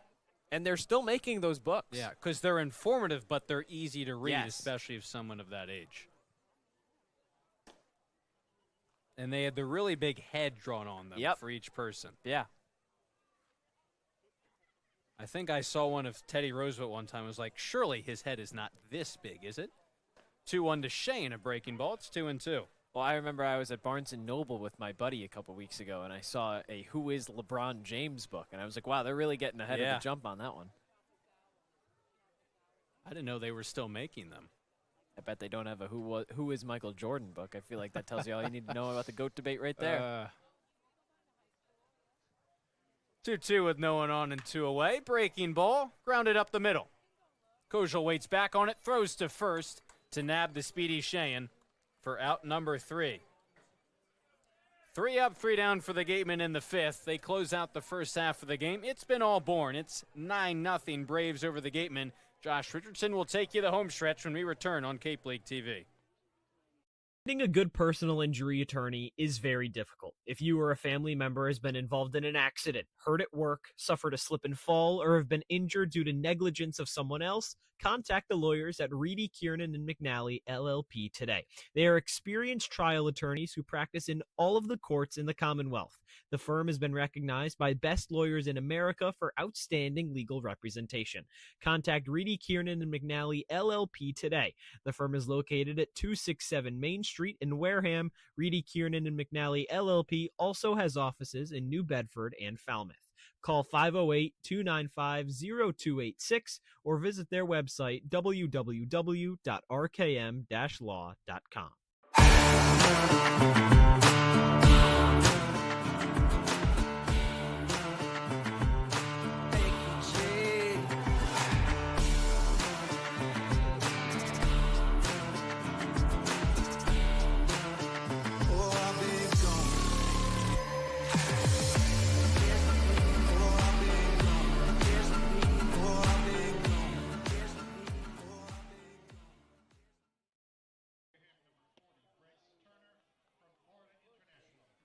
It's Cape League TV, and it's a big deficit for Wareham. 9-0 Braves lead over the Gatemen. Not a strong performance so far from Wareham through 5 innings, but really when you look at it, you take out that top of the first, just a 1-run game. Either way, 3rd straight first-time appearance for a pitcher for Wareham this summer. Yeah, no, the bullpen has kept its streak of dominance going. We knew coming in this game 3 new arms for the Gatemen to use, and as you said, we've now seen all of them. Now it's Bryce Turner, the most recent acquisition out of FIU, Florida International University, 6'7", 250-pound righty. Kind of has that sidearm delivery this past spring. 3.57 ERA, 1-0, 14 appearances, all out of the bullpen, 17 and 2/3 innings pitched, 7 earned runs. So a strong spring campaign for the sophomore. And again, another low leverage spot where you can just kind of see what he has. And yeah, that's the nice thing. As we mentioned earlier, you don't have to worry about putting them in such a tight spot and worry about, well, is it nerves? Are they really feeling the pressure, getting used to a new battery mate? A lot of that goes out the window right here because you can just really focus on the fundamentals and throwing your stuff. Even that, he'll have to do it against the heart of the Bourne lineup, Lewis, Aloy, Kojal. It's really been where the damage has been done today. So really, it's been top to bottom, 1 through 9. 1-1, back up the middle. Rocket shot from Lewis, and he's got a single to lead off the 6th. That's another wake-up call right up the middle. As you said, at this middle part of the order has really just been firing on all cylinders. Especially Aloy, Kojal, that tandem. 5 combined hits for those two guys. They're just hard hit up the middle. And now here's Aloy. He's 2 for 3 with 2 singles, 2 RBIs as well. And again, Cory, it's that dangerous territory. 9-0. You got a guy on if you're Bourne. 10-run lead after 7 innings is the mercy rule in Cape Cod. Gatemen have had a chance a couple times this season to get to that number. Just haven't fully reached that mark yet. Yeah, and if they go behind by 10 and this game were to end after 7, I do wonder what that feeling would be like kind of emotionally for Wareham to be on the receiving side of that. Lined into left field. That's near the line. It's foul. And Aloy nearly made it. Double-digit runs with that swing right 11, there. Yeah. But it's interesting because I think the fact that you haven't come back in this one almost makes it less frustrating because at a certain point, I think the writing's on the wall because you've been dominated. On the pitching side, too, you have 2 hits. One of them's an infield single. The other's a check swing base hit to right field.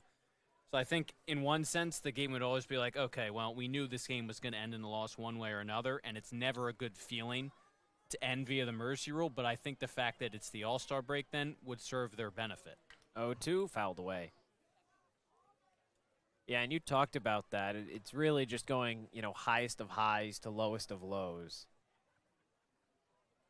You have that winning streak, 8 of 9, playing such good baseball. And just one bad inning. Most of the runs have come from tonight. 0-2. Checked his swing. Did he hold up? He did. That's the thing, too, I wonder about. Would you rather lose, especially this win streak, in a blowout game, or would you rather it be like a one-run loss, the other team scores the go-ahead run in the 9th or the 10th inning, and you just lose a gut-wrenching loss? I'd kind of rather it be this, to be honest with you. What do you think? I think in this sense, I agree. Just the emotional toll of a late-inning loss, I think, can be really tough for a team. Yeah. And at the same time, listen, you're probably somewhat embarrassed right now. It is just the one bad inning, but I think at the same time the team can just kind of easily, again, Ryan Smythe maybe doesn't want him to forget about it, but I think it's easy just to put this in the rear view when it's one bad inning. Aloy waves and misses. Strikeout for Turner, his first in a Gateman uniform. It's a pretty nice first strikeout, a guy who has just torched the Gatemen this summer.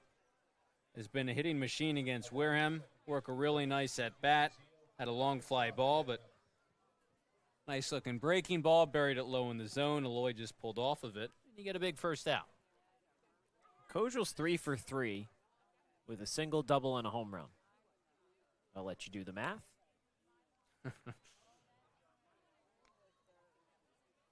Came in hitting 118.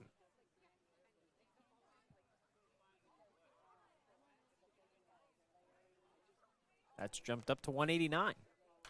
1-0 fouled back.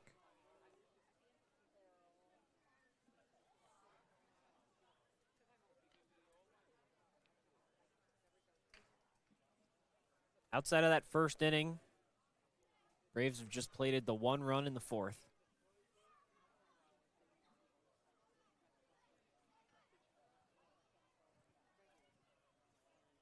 Pitch, chopped foul. And that really is interesting because we've talked about the one bad innings. We haven't really had that conversation over the course of this win streak because... We haven't had to. Exactly. And so it is just really interesting to think about it. Listen, it doesn't matter. It's just that one bad inning happened in the 1st rather than in the 6th or the 7th. Yeah, and we talked about that's been the Because usually trend. it's been, the scoring has been reversed. Yep. 1-2 fouled away again. And so I think, again, if there's any sauce for Wareham, that's it. Lazar Clara, again, you feel for him. He just did not have it at all. And a lot of that's on his shoulders, which I think is unfortunate. But that'll do it when you have one just really bad start and you can't immediately start to get some momentum back offensively. Turner misses high. And you've had 3 new arms that you've never seen who have not pitched across the Cape this summer, one of whom is a Division III player. Give and up they've just pitched one run. well. Now, on the flip side of that, maybe Bourne just kind of had that 9-run lead and said, hey, we can back off a little bit. But I have a hard time imagining that was the mindset. I'm sure they probably want to get a mercy rule as bad as the Gatemen don't want to have that happen to them. I think Bourne wants to send a message. They're right behind the Gatemen in the standings. Yeah. They'd be even closer with the win. 1 point back. It's one thing to win big and play all 9 innings.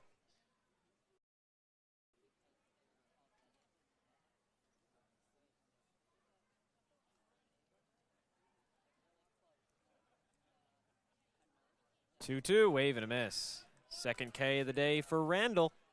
That retires the side in order here in the 6th. The pair of strikeouts for Smith. Bourne still ahead, 9-0 heading into the 7th.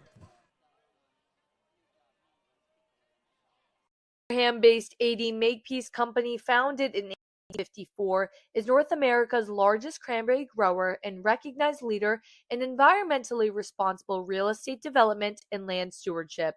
For 171 years, AD Makepeace Company has supported community events and organizations like your Wareham Gatemen. Visit admakepeace.com to learn more. Cape Cod 5 is proud to be the official banking partner of the Cape Cod Baseball League. Cape Cod 5 offers a broad range of financial products and services tailored for every stage in your financial journey. Reach out to us. We're here.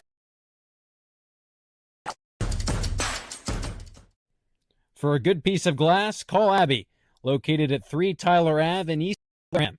Call Abby Glass and Locks about getting a free quote for your windows, doors, locks, and other glass needs.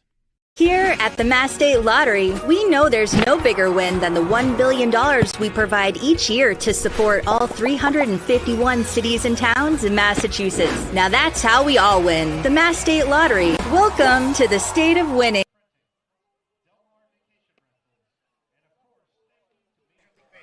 It's the 7th inning, and we're still going from Spillane Field. Bourne with a 9-0 lead over Wareham. Gatemen came in on a 7-game win streak. Now just 9 outs away from that ending. Heading into the All-Star break alongside Cory Miller, I'm Josh Richardson. Bryce Turner back on the mound, his 2nd inning. Pitched a pretty good first. He did a 3rd arm used of the 3 recent acquisitions for Wareham. And all 3 had been solid, just 1 run, it wasn't earned. And so now a chance in his 2nd inning, keep the deficit at 9. Yeah, just 5 earned runs tonight for the Gatemen. First pitch, fly ball into right center. Turner goes back, he looks up, and Cruson calls him off, and he makes the grab. That one sliced back over into the alley. And a nice grab for out number 1. Credit Chase Cruson all along. It looked like Colby Turner was hoping that Cruson had a better beat on that than he did, because I don't know if he saw it all the way. Cruson had a long ways to go, but he's tracked a couple down in the alley so far tonight. Nice catch. That was pretty close. You hit that anywhere else if you're Smithwick, and that probably leaves the yard. Yeah.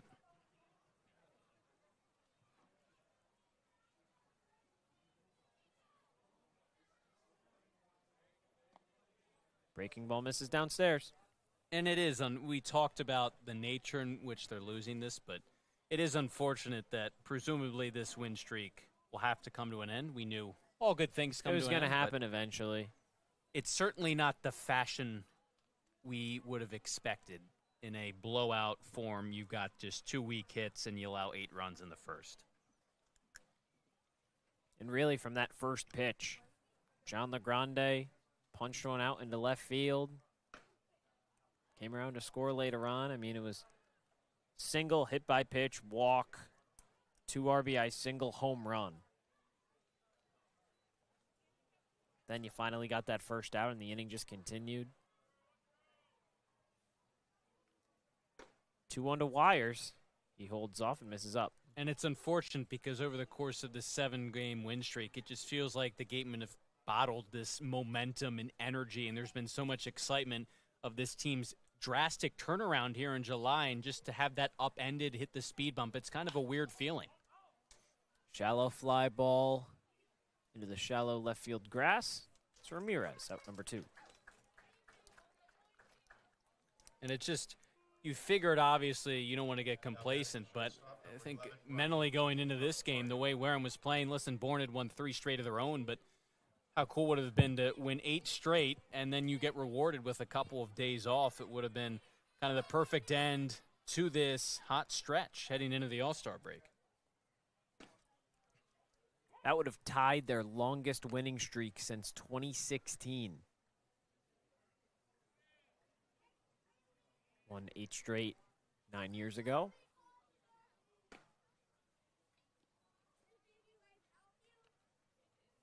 Crazy to think about 2018 team that won the whole thing didn't win that many games in a row.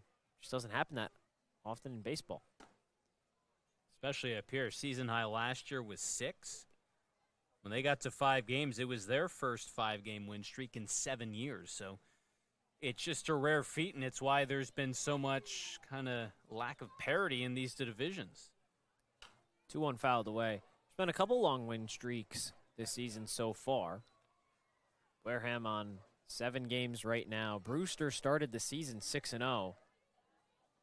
And when the Whitecaps started to fall off, YD Red Sox picked it up. They won 9 in a row, including a walk-off for that final win. Soft chopper to Randall, bobbles it, flips and turns, not in time. It's just kind of par for the course tonight for the Gatemen. That'll probably go down as their 3rd error of the night. Couple of bad breaks, too, defensively, but Just a situation with 2 outs. Now batting the center fielder, number 1, At that point, just kind of a routine play for Randall. Just the hop kind of eats him up. Can't make the play. Turns it back over to the top of the lineup, John LeGrande. He's 2 for 4. Both of those hits coming in the first inning. Bourne sent 12 up to the plate. First pitch, right back to Turner. Easy jog out, number 3. Bourne leaves 1 stranded. Heading into the home half of the 7th, we stretch. Gatemen down 9-0. Here at the Mass State Lottery, we're known for our monster wins. But there's no bigger win than the $1 billion we provide each year to support all 351 cities and towns in Massachusetts. In our game, we know that supporting local businesses and helping communities is how we all win. Because at the lottery, we're all playing for the home team. The Mass State Lottery. Welcome to the state of winning. A+ repairs smartphones, tablets, game consoles, and computers. Get it done right the first time. Cape Cod Central Railroad is proud to sponsor the Wareham Gatemen for the 2nd year in a row. Experience the scenic beauty of Cape Cod like never before. Journey through picturesque marshes, cranberry bogs, and dunes on our historic rail line.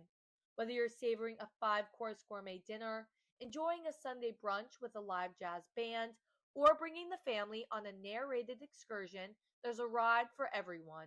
Departing from Hyannis and Buzzards Bay, visit capetrain.com to book your ride today. Smith still out there. His 2nd inning of action just moments away. Wareham down 9-0. And this one really has turned into a blowout, Cory, but at the same time, there have been some bright spots. Maybe not today, but throughout this winning streak, we can't highlight that enough. 7 straight games. One of those new guys that came in for the Gatemen, Chris Ramirez. The shortstop has played spectacular in 5 games. Came in today 8 for 14. So even though he's 0 for 2, he's still hitting 500 so far this summer. He's got a bunch of singles. He's got 1 double. And that was something that he didn't know whether would kind of translate immediately, was his bat. Somebody that wasn't playing collegiately anywhere. Karn skies one into left field. Kelly back, he looks up, it's gone. First run of the game for Wareham. Hunter Karn's solo shot leads off the 7th, it's 9-1. Hunter Karn's homers in back-to-back games, had the 2-run shot last night. That'll give the Gatemen a bit of a jolt. And just do that 7 more or 8 more times rather. The Chris Paul Chris Paul cuts the lead down to 42. That comes to mind, but listen, you brought up Ramirez, and rightfully so, because that's the thing. When you get new guys onto a team kind of in the middle of the summer, you don't know how, obviously, they're going to mesh with the team, but how the skills are going to translate. I mean, I don't know how you could ask for any more out of Chris Ramirez. He's just given you such a jolt. I think it's just been more fuel to the fire for this Gateman team because they got him in the midst of a win streak, but he's done it really all around. He's hit time and time again. Multiple hits, 3 of them last night. The range at shortstop is tremendous. The speed is tremendous. He's made some great defensive plays. I think he's going to add a lot of energy to this Gateman team, and it's crazy how he comes in late. The Gatemen kind of have, as we talked about, an established infield, especially up the middle, but he disrupts that, and rightfully so. He's another tool for Ryan Smythe to use. And disrupts, not even in a negative connotation. It's just he's a great defender. You plug him in there, and, of course, you just kind of move some guys around to fit around him, and it still works out pretty well. And it's just going to be tough to you want to fit him in there, as you said, move some defenders, but it's tough because he kind of profiles at this point. If Randall, which he has solidified that leadoff spot, you like him in that 9th spot because it's like a second leadoff hitter, but at the same time, he's going to get the fewest at-bats typically of anyone on the team. But that's the thing, is you can kind of ease him in a little bit then at that point. 1-2, got him looking. McHugh down on strikes. First out here in the 7th. Now batting the designated hitter, number Yeah, I wonder, I mean, the past few games, the lineup for Ryan Smythe, and this makes all the sense in the world, has been pretty consistent. A couple players rotating, Turner in tonight, replacing Richie against the lefty, getting the start for Bourne, Cruson into the lineup, Breifogel as well. But especially 1 through 4 has looked pretty much identical, and it makes sense given the success those 4 guys have had lately. And so that's the challenge with Ramirez is how does he fit in when a lineup, everything's going right, you're hitting really well too, but there's just not many other places for you to profile. And again, with his skill set, he does kind of profile into that 9th spot because, as you said, it is sort of that second leadoff spot. And listen, not a lot of power, Yeah. but he gets on base a good amount. If you can't put him in the prototypical leadoff spot, put him in the kind of secondary one. Well, it's also a lot less pressure at that point. Yep. 1-1 fouled away.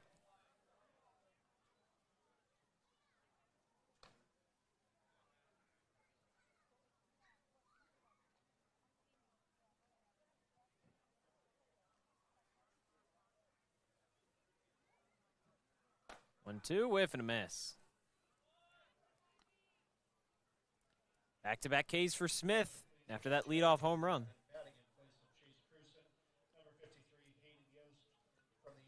That home run from Carnes to begin this inning really was obviously it wasn't the only hard hit ball, but in terms of base hits, that was it. A couple of shots into the outfield, but very least nice to see that Wareham got a little bit something to fall back on that Cruson homer.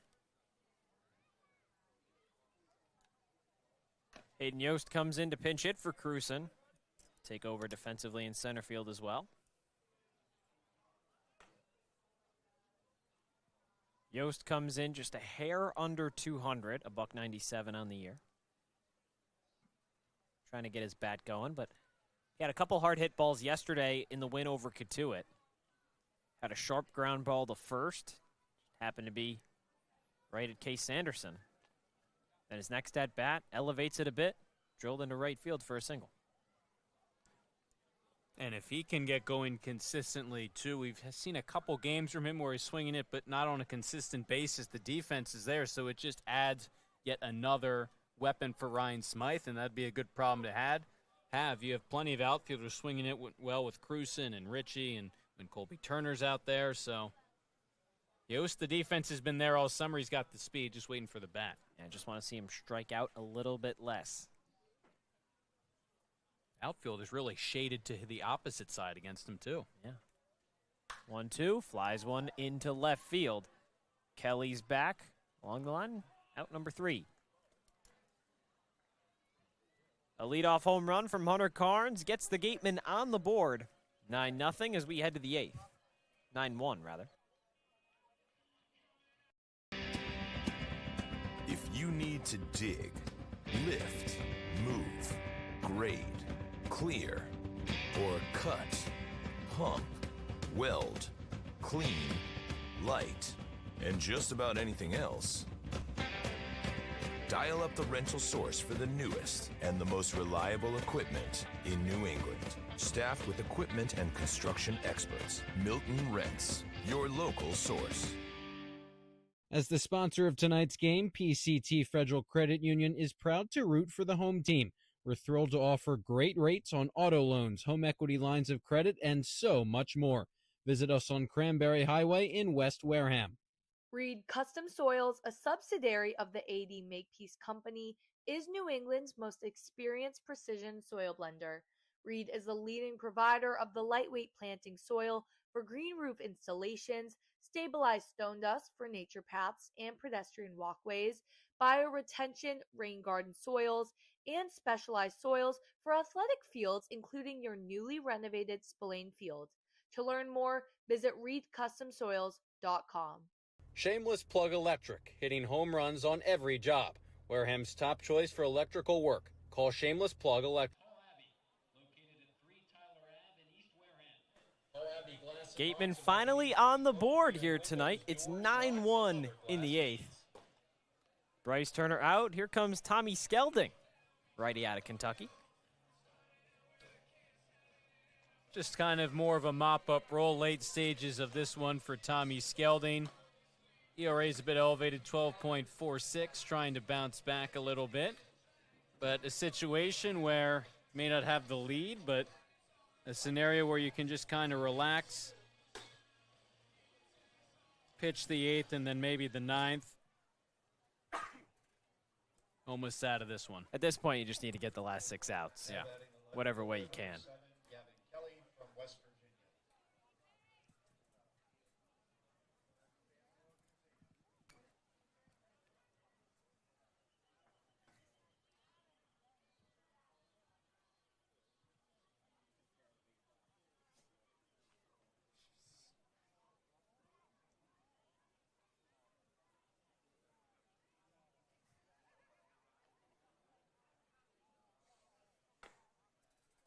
Fastball misses inside.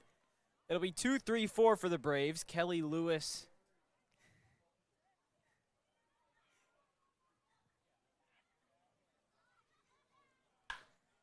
Fly ball left field. Breyfogle drifts back. Out number 1.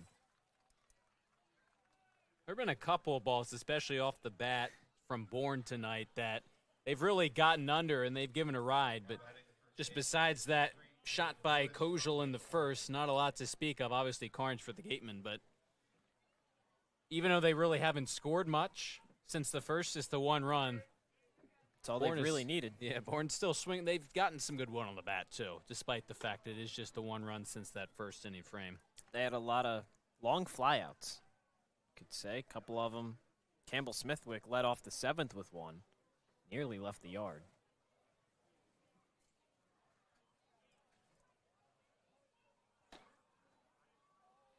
Two and 0. Lewis 1 for 3 tonight. Drew a walk as well. Average up to 297. Chopper to first. Easy jog, 2 away.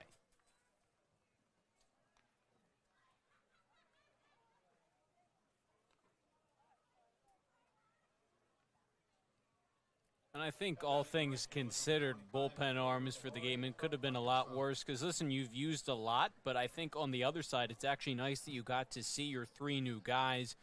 There's no one that you're really going to have to throw back-to-back games unless something really falls apart in the back half of this one. So you're getting guys some work who hadn't pitched yesterday. You have the off days coming, Saturday, Sunday. You've gotten a taste of your 3 new guys and get to see what they can maybe give you for a potential stretch run. So listen, you never want to have to overuse arms if you don't need to use them, but I think at the same time in a game which you were down by 8 early, the writing was on the wall. The fact that you got to see those 3 new arms turns out to be a pretty decent thing. Skelding represents the 6th Gateman into the game on the mound tonight. Turner went 2 innings. That's the game long. Won't hear that every day. 0-1. Chopper to third. Cheyenne over, and he makes the throw. 3 up, 3 down, 8th for Tommy Skelding. We head to the home half. Gateman down 9-1.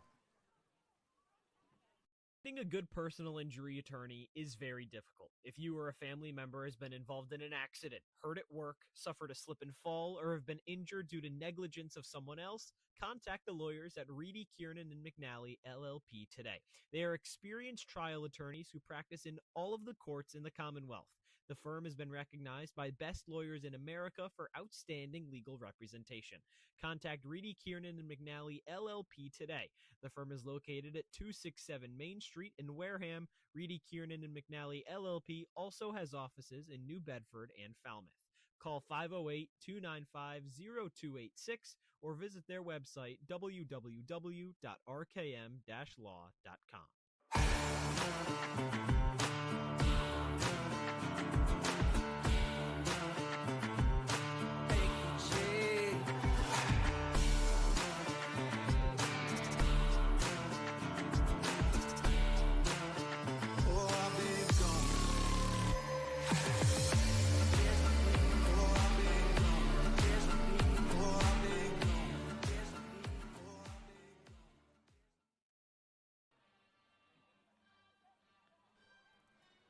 Eighth inning for the Gatemen, and this one all but over. 9-1 advantage for the Braves. Third pitcher into the game for Bourne, Jack Brown. Been a good arm for the Braves this summer. Just 2 games, 2.08 ERA, 4 1/3 innings pitched out of Louisville for the righty. 56 total pitches entering this one. Wouldn't be surprised if he goes the 8th and the 9th. Just tries and get the final 6 outs to cap things off before the All-Star break. If you're Wareham at this point, obviously, come back, it would be pretty nearly impossible. If you needed that, would have ideally started much earlier in this game. But at least Hunter Carnes got you on the board.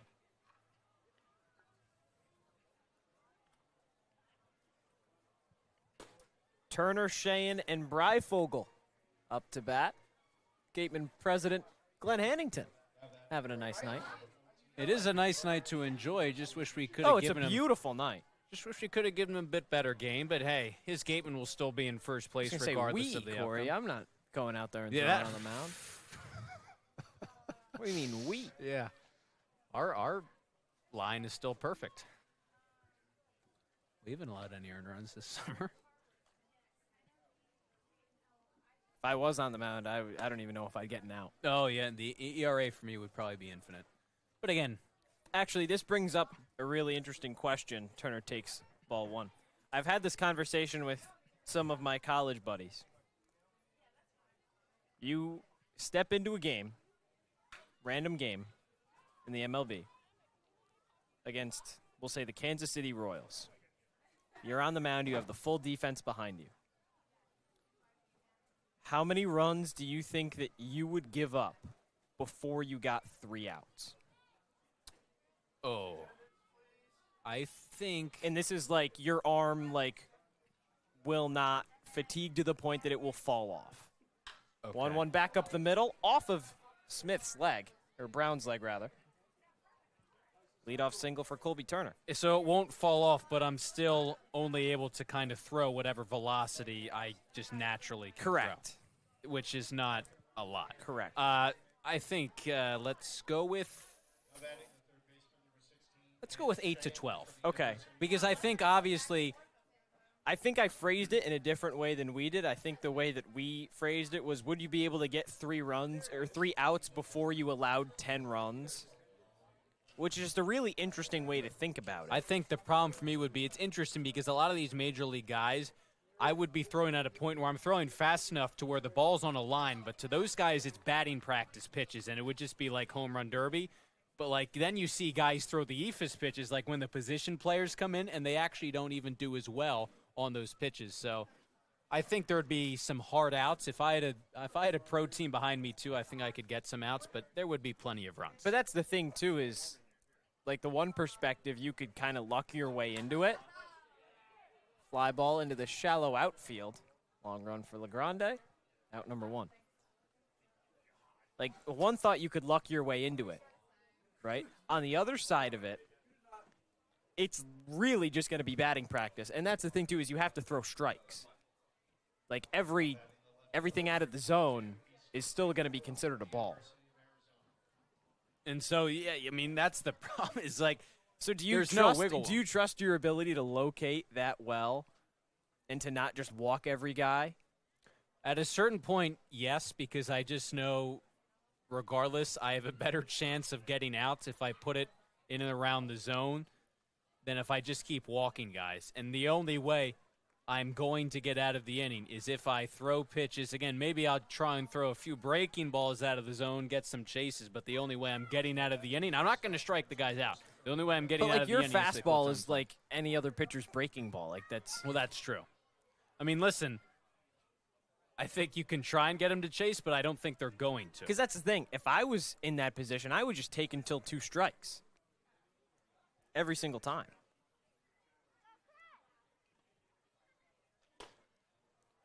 Ramirez takes a ball. It's 1-0. It's a shot of Marcus Lyons, one of our camera operators. Doing a good job. There's Nathan Crowley. This guy's still hard at work. Shallow fly ball into right field. It gets down. Turner's getting sent. Play at the plate is not in time.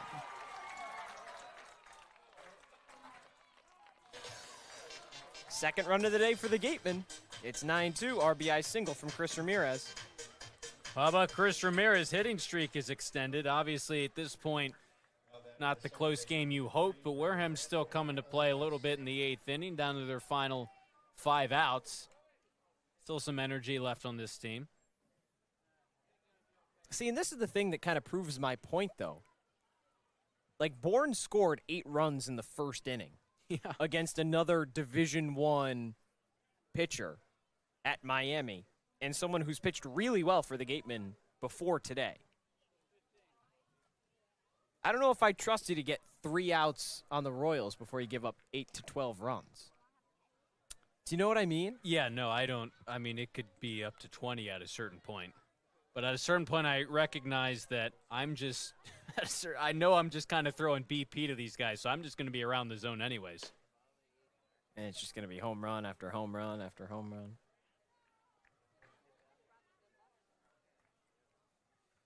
Breifogel on second, Ramirez on first. 4th time through the order. Randall's 0 for 3 with 2 Ks. As a former hitter, position player, I always wonder about the other way around, too. How would I be able to do against an MLB arm? No shot. I don't think I would do well. It's always I think it would be even worse. You know, I've seen that question. That's not just you. I think that's just probably overall. Like the average. I always see that question, Joe. like if you get $5 for a foul ball, 10 for a ground ball, 100 for a double, 1,000 for a homer, how much money are you walking away with in an at-bat against an MLB pitcher or an inning against an MLB pitcher? How much for a foul ball? 5, I guess. I think I could foul off 1 pitch. I think I could, too. I could maybe put 1 in play. I think that's it. Who's the pitcher? Let's hope Bartolo Colon is the pitcher. No, I think, Hey, D. Gordon took him deep. Yeah. Bases loaded for the Gatemen. Here's Hunter Carnes again.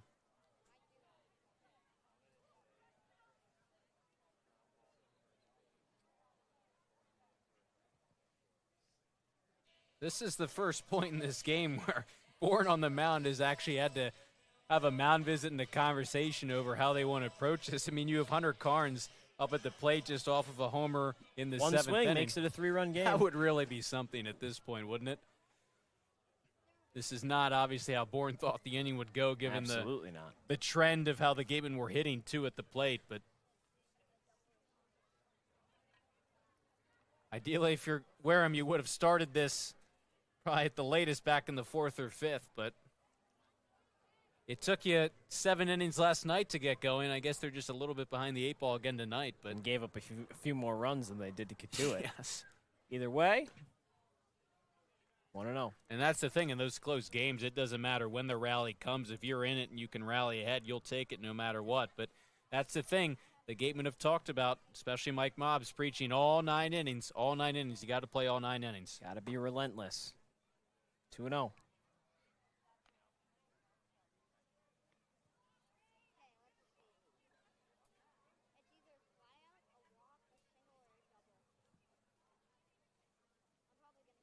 Breifogel, Ramirez, Randall. 3rd to 1st. Now nowhere to put Hunter Carnes. 3-0. Carnes struck out swinging in the 1st, flew out to center in the 4th, and then had the solo home run an inning ago. He's got the bases loaded and a hitter's count. At this point, if you're Brown, see if he gives him a pitcher's pitch right here, right over the heart of the plate. This is in. That'll walk in a run. And you have the part of the lineup set up right now, Yeah, McHugh and then McDonald. Yeah. This could very quickly, and listen, don't write him off, but this very quickly is going from a blowout to a game that all of a sudden could become very respectable.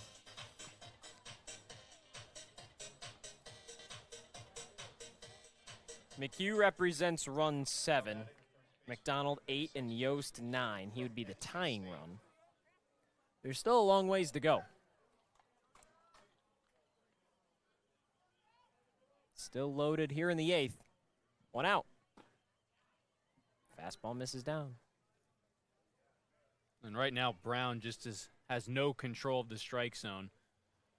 And that only becomes more difficult when you're facing the heart of the order, trying to execute with nowhere to put McHugh. You don't have a lot of room to play with.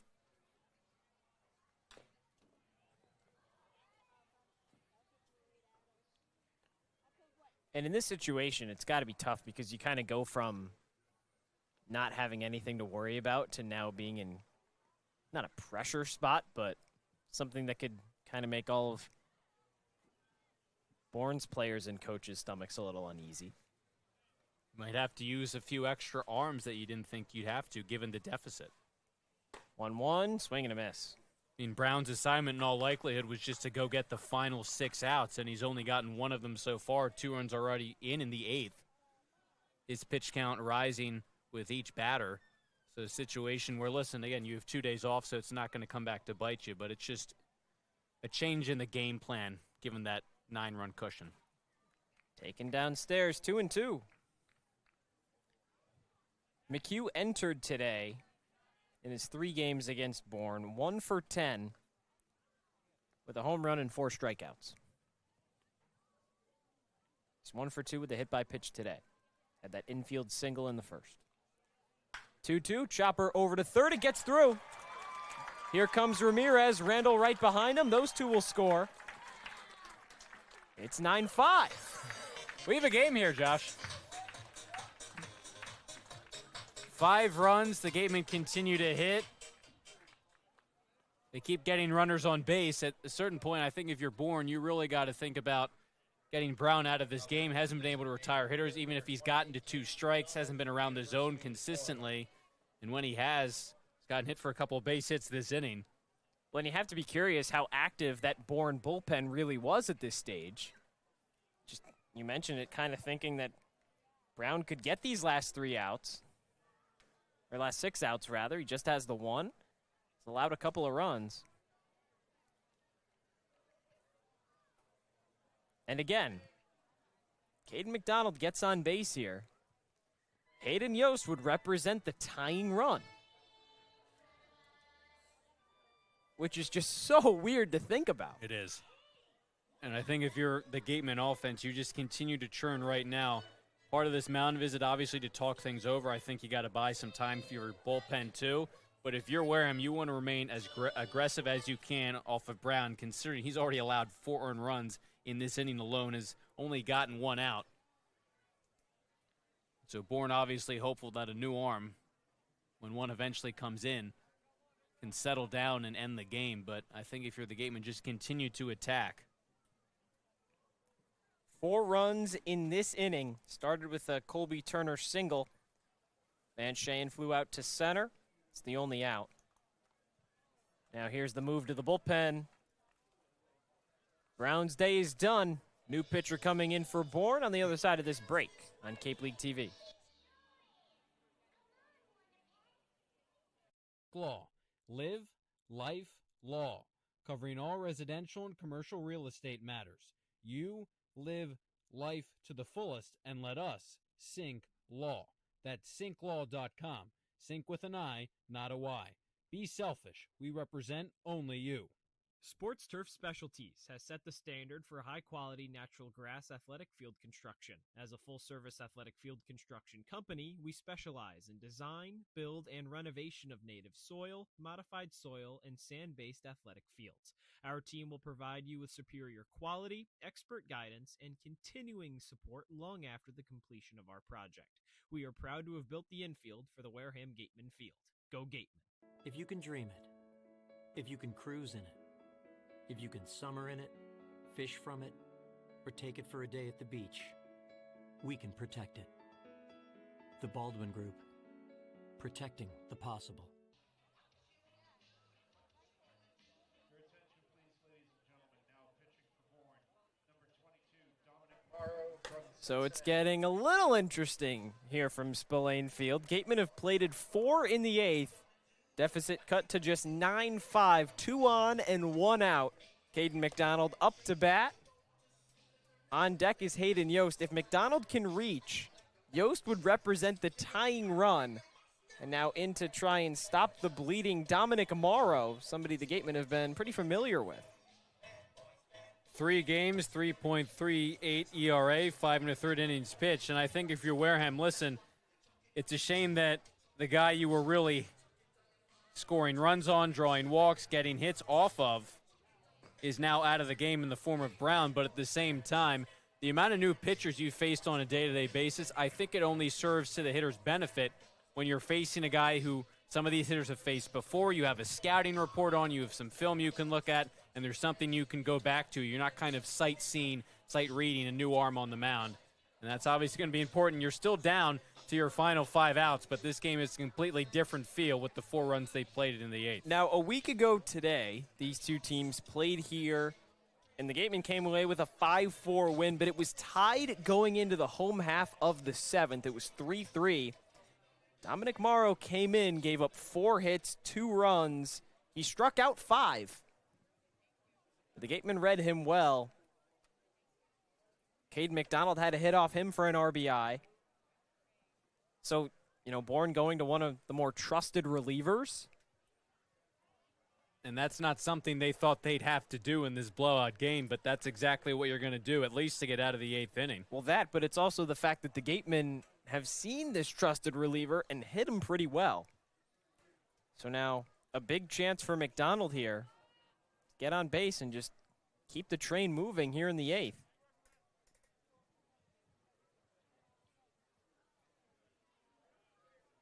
Carnes is on second, McHugh on first.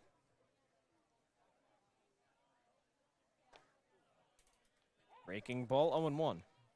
Drew McDonald, just wait for your pitch. You get something good to hit in the zone, just turn on it. Don't need to expand. Make Morrow come to you. Doesn't have a lot of room to work with 2 runners on base. Fly ball into left field. Kelly's back. And it drops. Here comes Carnes, he scores. And now it's 9-6. That one bounced just in front of Kelly. Tough to see if he caught it or not, but took that slight bounce. And now here's the tying run. And how about that read by Hunter Carnes at second? You said it. It didn't look for certain whether or not it was going to hang up for Kelly or not. And Carnes was just going around. Credit him. He had the read all the way. He scored easily. But if that ball was caught, he's dead to rights. A double play there ends the inning. But credit Carnes, got the read. Mob's obviously sending him around. When you're down and you were down by 9 runs, you're going to take those chances. And this is a brand new game. This is the 9th hitter the Gatemen have had come up to bat. Fly ball into left center. Kelly and LeGrande back. It's over near the wall. It drops just in front. McHugh scores. Getting the wave around and scoring is McDonald. Yost is back to second, and it's 9-8. There's not just a pulse. There is a full-on heartbeat. The tying run is in scoring position. Wow. I do not believe it. And a guy from Hayden Yost, who has struggled so much offensively coming into this game, had some really great at-bats yesterday. So great to see him cap off this inning with that double to play 2 runs. Oh, my goodness. Now Colby Turner represents the go-ahead run. There's still 1 out. Turner's got a home run against Bourne already this season. First pitch misses upstairs. Turner, one of the hottest Gatemen hitters throughout the month of July. He was named a Cape League All-Star. Going to be starting in the outfield for the West, and what a chance to solidify why you're in that spot. 1-1. All of a sudden, these Gatemen hitters could kind of take at bats this half inning. Still not a lot of pressure on him. Well, this now turns into a pressure spot for Colby Turner. I think it's someone you absolutely want up at the plate, but all of a sudden, it's a 1-run game. Pitch, whiff, and a miss. Turner clearly wants to be the hero, and I don't blame him. He started off the inning with a single. Sheehan flew out to center. Breifogel hit by a pitch. Ramirez single. 2 walks and 2 more singles. And that Yost double. 1-2. just got a piece of it. And listen, they still need the 1 run to tie. But this, and the offense got started late. That's obvious. But this is a sign of a team that is still here to compete, that is still here to win. It starts with just taking those at-bats down big, trying to keep your swing up at the plate. And the fact that they've just continued to rally is a testament to the character of this team. Here's the pitch. Straight up in the air. Shallow infield. Smithwick makes the catch. 2 outs. That's tough. It's not the productive out that you want if you're going to make an out there if you're Turner. It's not. Now with 2 outs, I think if you're Bourne, you can take a deep breath. They had not gotten an out since Vance Shayen flew out. The Gatemen now batted around. So that just tells you how long of an inning it's been for Bourne. And just it was walk or hit after hit after hit. That gives them a little bit of breathing room, but the scenario is still much the same because that tying run is still in scoring position. This game has done a complete 180. First pitch fouled away. Now, even if Shayen gets out and this 7 spot in the 8th ends, you've got a 9th inning coming up of Breyfogle, Ramirez, and Randall. Got your home run derby hitter, your second leadoff man, and your leadoff man. Just needing to score 1 to tie the game. As long as you can get through the top of the 9th, scoreless. Make it 0-2. How about the speed you got there? If one of those guys gets on base and then especially turn it over to Randall, stolen base potential easy for Breyfogle and Ramirez with Randall then behind. I'd love them up even more so, though, with a tie game. Oro offers, swave and a miss. Pop out and a strikeout, leave Yost stranded on second, but the Gatemen still have life. 9-0 to 9-8. We head to the top of the 9th with Bourne coming up to bat to try and get some of those insurance runs back. Turf Specialties has set the standard for high-quality natural grass athletic field construction. As a full-service athletic field construction company, we specialize in design, build, and renovation of native soil, modified soil, and sand-based athletic fields. Our team will provide you with superior quality, expert guidance, and continuing support long after the completion of our project. We are proud to have built the infield for the Wareham Gatemen field. Go Gatemen! There hasn't been a ton of training when it comes to bat speed or products for players to be able to train bat speed.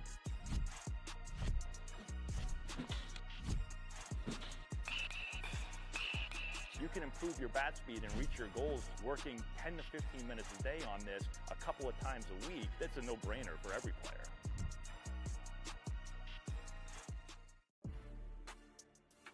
You can make any bat feel lighter by adding a velo puck knob. Instead of having to go get a whole entirely new bat, you can simply add the puck to it.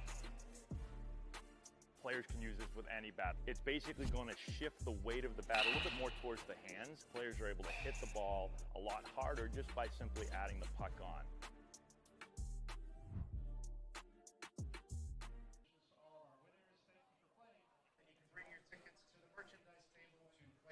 This broadcast is a copyrighted production of the Cape Cod Baseball League. Any unauthorized duplication, retransmission, or other use is strictly prohibited. Well, Cory, we've made it to the 9th, and it's a lot closer than we thought that it would be at this point. Gatemen score 7 in the 8th and make it just a 1-run contest. Tommy Skelding trying to get these 3 outs and give the Gatemen a chance, down by just 1. Absolutely, and it's crazy. We talked about the 360, but that's exactly now what this appearance is for Skelding. Initially just kind of a mop-up role, get your team through out of this one, and now a situation where you really need him to keep the game where it is right now. I know the Gatemen just scored 7 runs in an inning, but it's going to be all hands on deck for Bourne in the bottom of the 9th, so just keep it a 1-run manageable deficit. Fouled off again, 2-2. Cam Kojal, Cal Sefcik, and Campbell Smithwick, the 3 up for Bourne. Trying to get one of those runs back. Skelding's second inning of action, and definitely a more pressure-packed spot for him than he thought he was going to get. It's 3-2. Gatemen have a few arms warming up in the bullpen. So we'll see how long of a leash Skelding has. His payoff misses upstairs, and a full count walk leads off the inning for Cam Kojal. Yeah, you got to throw strikes, but at this point, it's a one-run game. You get 2 off days tomorrow. If you're Wareham, why not throw the kitchen sink at Bourne? What do you have to lose at this point? Exactly, empty the tank. So we were wondering how much longer Skelding, if he gets into trouble, how long will he go? If you're Wareham now, you got some of your top options that you've seen several times throughout this summer who can deliver in these shutdown situations.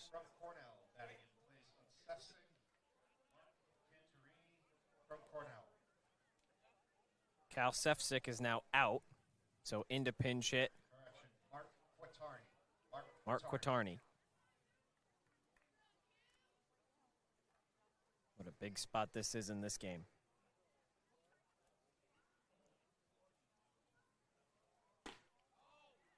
Want to know?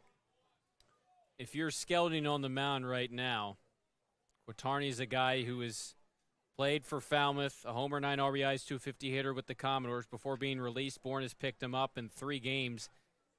He's 3 for 9, so he's had some success, but he's coming in cold. Attack the zone. This is inside, 2-0.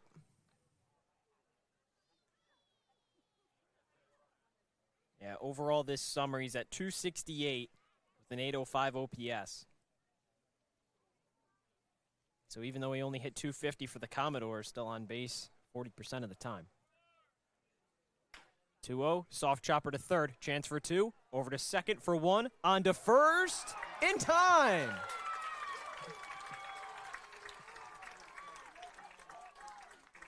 Five, 4, 3 equals 2 in the 9th. Gatemen just need 1 more.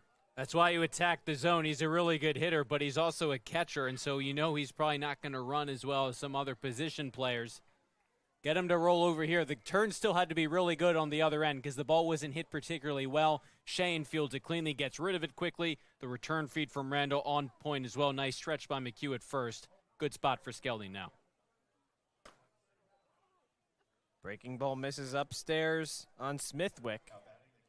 And now you just need that 1 out. That threat of a leadoff man on is erased. Get this last out. 1-0 finds his own, 1-1.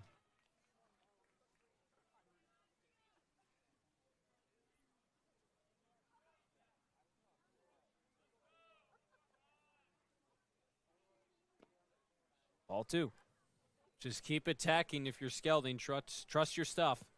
Got that big double play right there. Smithwick had that long flout his last at-bat, but he has just 1 hit tonight.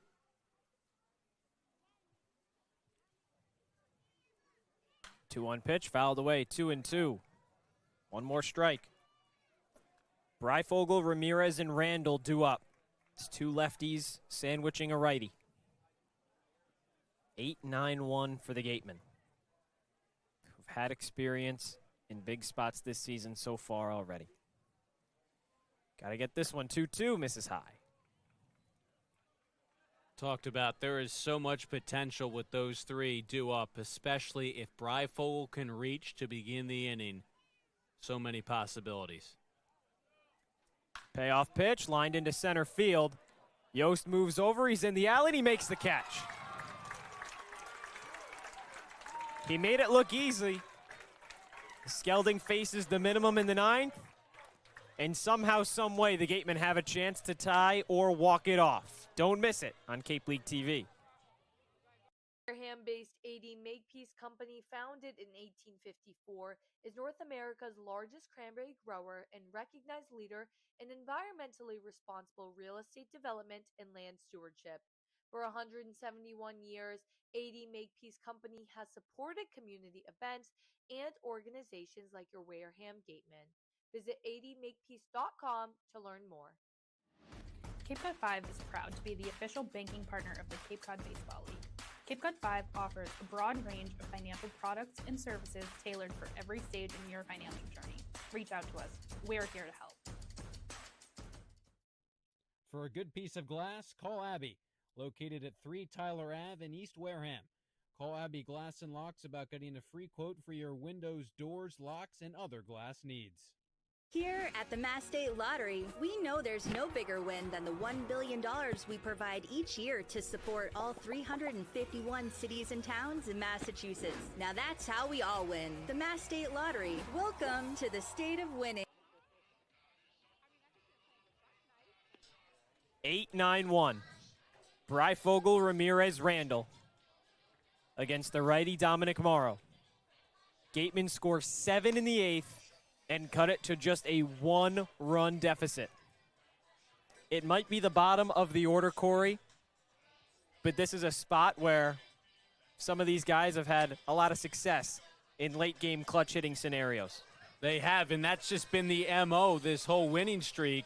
We could go back to so many of these games. The late inning magic against Bourne on the 11th. Broke a 3-3 tie with 2 runs in the bottom of the 8th. Next night at Hyannis, Caden McDonald pinch hit 2-run homer in the 9th to give Wareham the lead. The 8th, that is. July 16th against Brewster. Game is tied after the Whitecaps come back and tie it in the 8th. Colby Turner the sac fly in the 9th.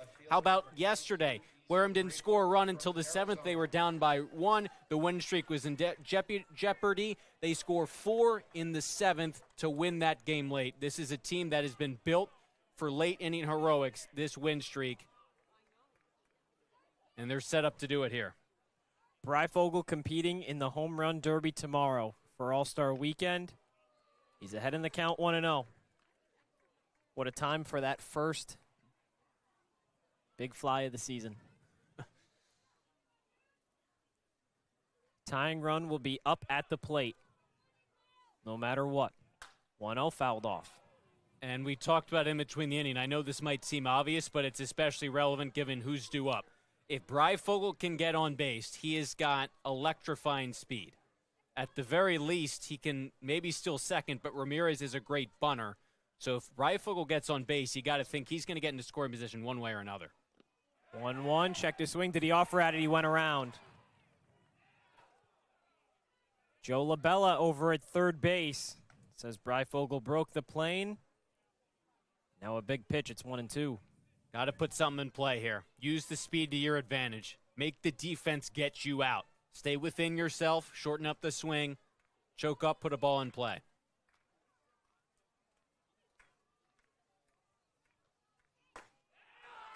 Fastball just misses. Good eye from Breyfogle. It's 2-2. That was close. That is a gutsy take.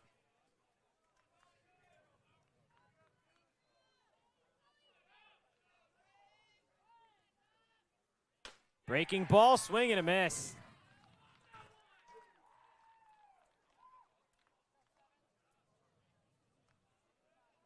Got a breaking ball right there. He was actually way behind on it, too, despite the slower speed, just kind of trying to time up that break as it dropped into the zone. Behind on the swing, a tough first out, but still a guy here in Ramirez who has just been an on-base machine since he came to Wareham. Neither Ramirez nor Randall showcase a lot of power. They do get on base. High chopper up the middle. That gets into center field. Ramirez chugging into second base. Throw to the bag is not in time. And the tying run is in scoring position. Hustle from Chris Ramirez. And the Gatemen still have life. This is a guy who, if I'm a manager, this is a manager's dream. Yes, it's a risky play, but if you're going to go down, you're going to be aggressive. I mean, you have to be busting it right out of the box and make that decision right away that you're going to go for 2. I mean, I credit Chris Ramirez. That's just so energizing. You could hear the crowd. You could hear the Gatemen dugout. That is how you get a team fired up. That's how you play baseball right there. I mean, what a decision by the shortstop. And that's why you want him at the plate. Put a ball in play. He's so fast. What a job by Ramirez. And now you have Braden Randall, and barring a double play, Hunter Carnes as well. With Ramirez's speed, anything into the outfield should score a run.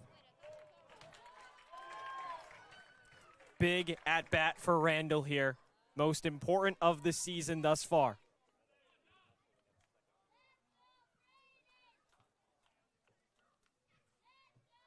This crowd is ready to erupt.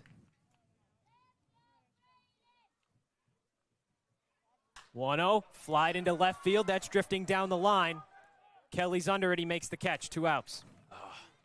That's a tough break because off the bat it looked like it might fall in front of Kelly. And even though Ramirez had to hold up, if that ball still gets down, he's going to be halfway between second and third. And I still think he's got a chance to score. Tough out, but listen, you got a guy in Carnes homers in back-to-back games. This is a guy who went up in a big spot. He already has one tonight. He represents the winning run. And now a mound visit from Bourne to talk things over. I feel bad for those who thought this game was early and might have gone home. I mean, I think that was probably the conventional thought, but you just give Wareham so much credit. Listen, the offense was delayed. It was a disastrous first inning, but you easily could have written yourself out of this game. And having gone down 8-0, be down 9-0 into the bottom of the 7th, to be sitting here and saying that the winning run is at the plate, tying runs in scoring position, again, I said it earlier, but you're really getting a sense of what this team is made of. Regardless of the outcome tonight, this is something you can build off of because it's a testament to the character and the drive and motivation of this team. They want it. Gatemen were down 9-0 after 6.5 innings. 1 in the 7th and 7 more in the 8th. Tying run in scoring position. Ramirez will be off on the crack of the bat. Carnes checked his swing. He didn't go around, says first base umpire Connor Tierney.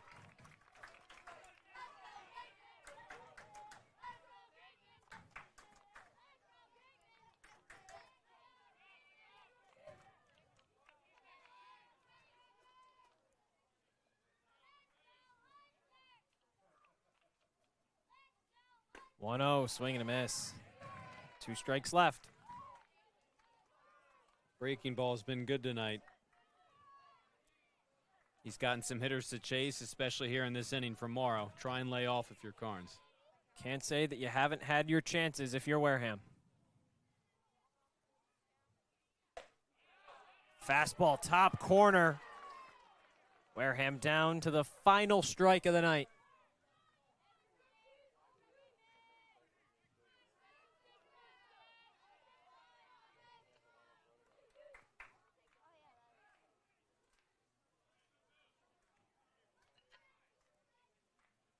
One-two, taken downstairs. Carnes brings it back to even.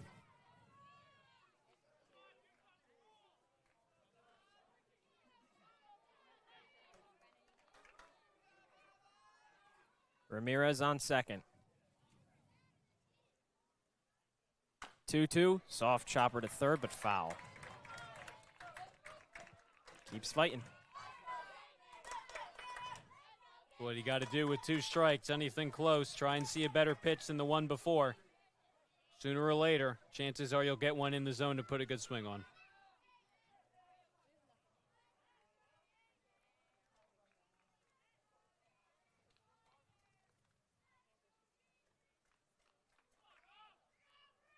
Another 2-2. Just foul. Love to see Carnes battling here. He's not giving in. He's not an inch. And he knows that as the at-bat goes longer, the favorability now swings the pendulum to the hitter because they see more pitches. He's fighting.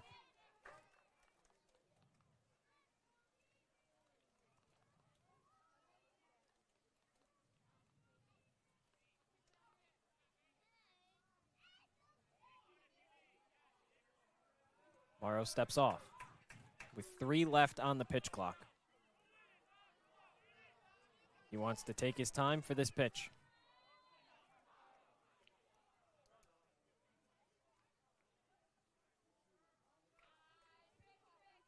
Two count, 2 outs. Runner on second. That's Ramirez. He represents the tying run.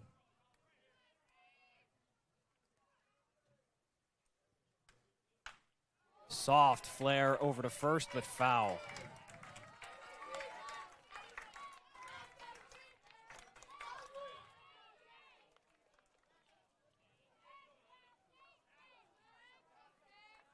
This whole crowd is just holding their breath. Imagining Hunter Carnes being the hero tonight. 2-2 downstairs, and he brings the count full. Chris McHugh on deck. He's got 2 hits tonight.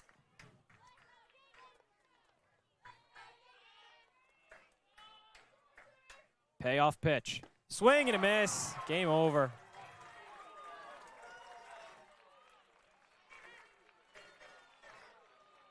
Bourne made it interesting.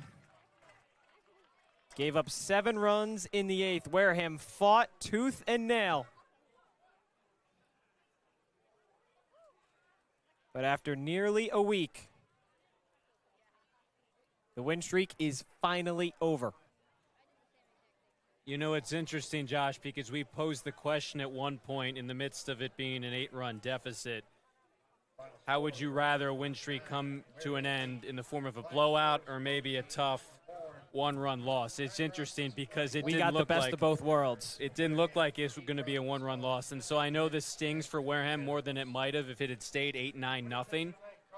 Because you were a base hit away from tying this game, and the mere fact of coming down 9-0 from the 7th on is just kind of miraculous and would have been so improbable. But I think you just have to hang your hats on the fact that even after a disastrous first inning, down by 9 runs, you did not quit. You did not give in. I mean, this is the kind of DNA and the approach of a playoff team that has a deep run potentially in their future. It stinks that it has to end the win streak and you go into the All-Star break almost coming back to win this game or at the very least tie it up. But again, what an effort by this team. They didn't give up to come almost all the way back. Gatemen had the tying run in scoring position with less than 2 outs for both the 8th and 9th innings. Yost was on second. Colby Turner popped out. Van Shayen struck out. And a tough break for Wareham in the 9th. A couple punch-outs for Dominic Morrow. Fought back. And delivered the 4th straight win for Bourne on the season. On the bright side, a weekend off for every team across Cape Cod. All-Star game tomorrow, home run derby as well. Easton Breyfogle will be participating in that, so will plenty of Gatemen in the All-Star game as a whole. Wareham back in action on Monday at YD. First pitch at 5 o'clock from Red Wilson Field. It'll be the battle of the top 2 teams in Cape Cod record-wise. But for now, that concludes our broadcast tonight. For Cory Miller, our sideline reporter Rayna Maggelet, and our wonderful producers Chuck Luarasi and Abby Smith, I'm Josh Richardson. Gatemen dropped this one 9-8.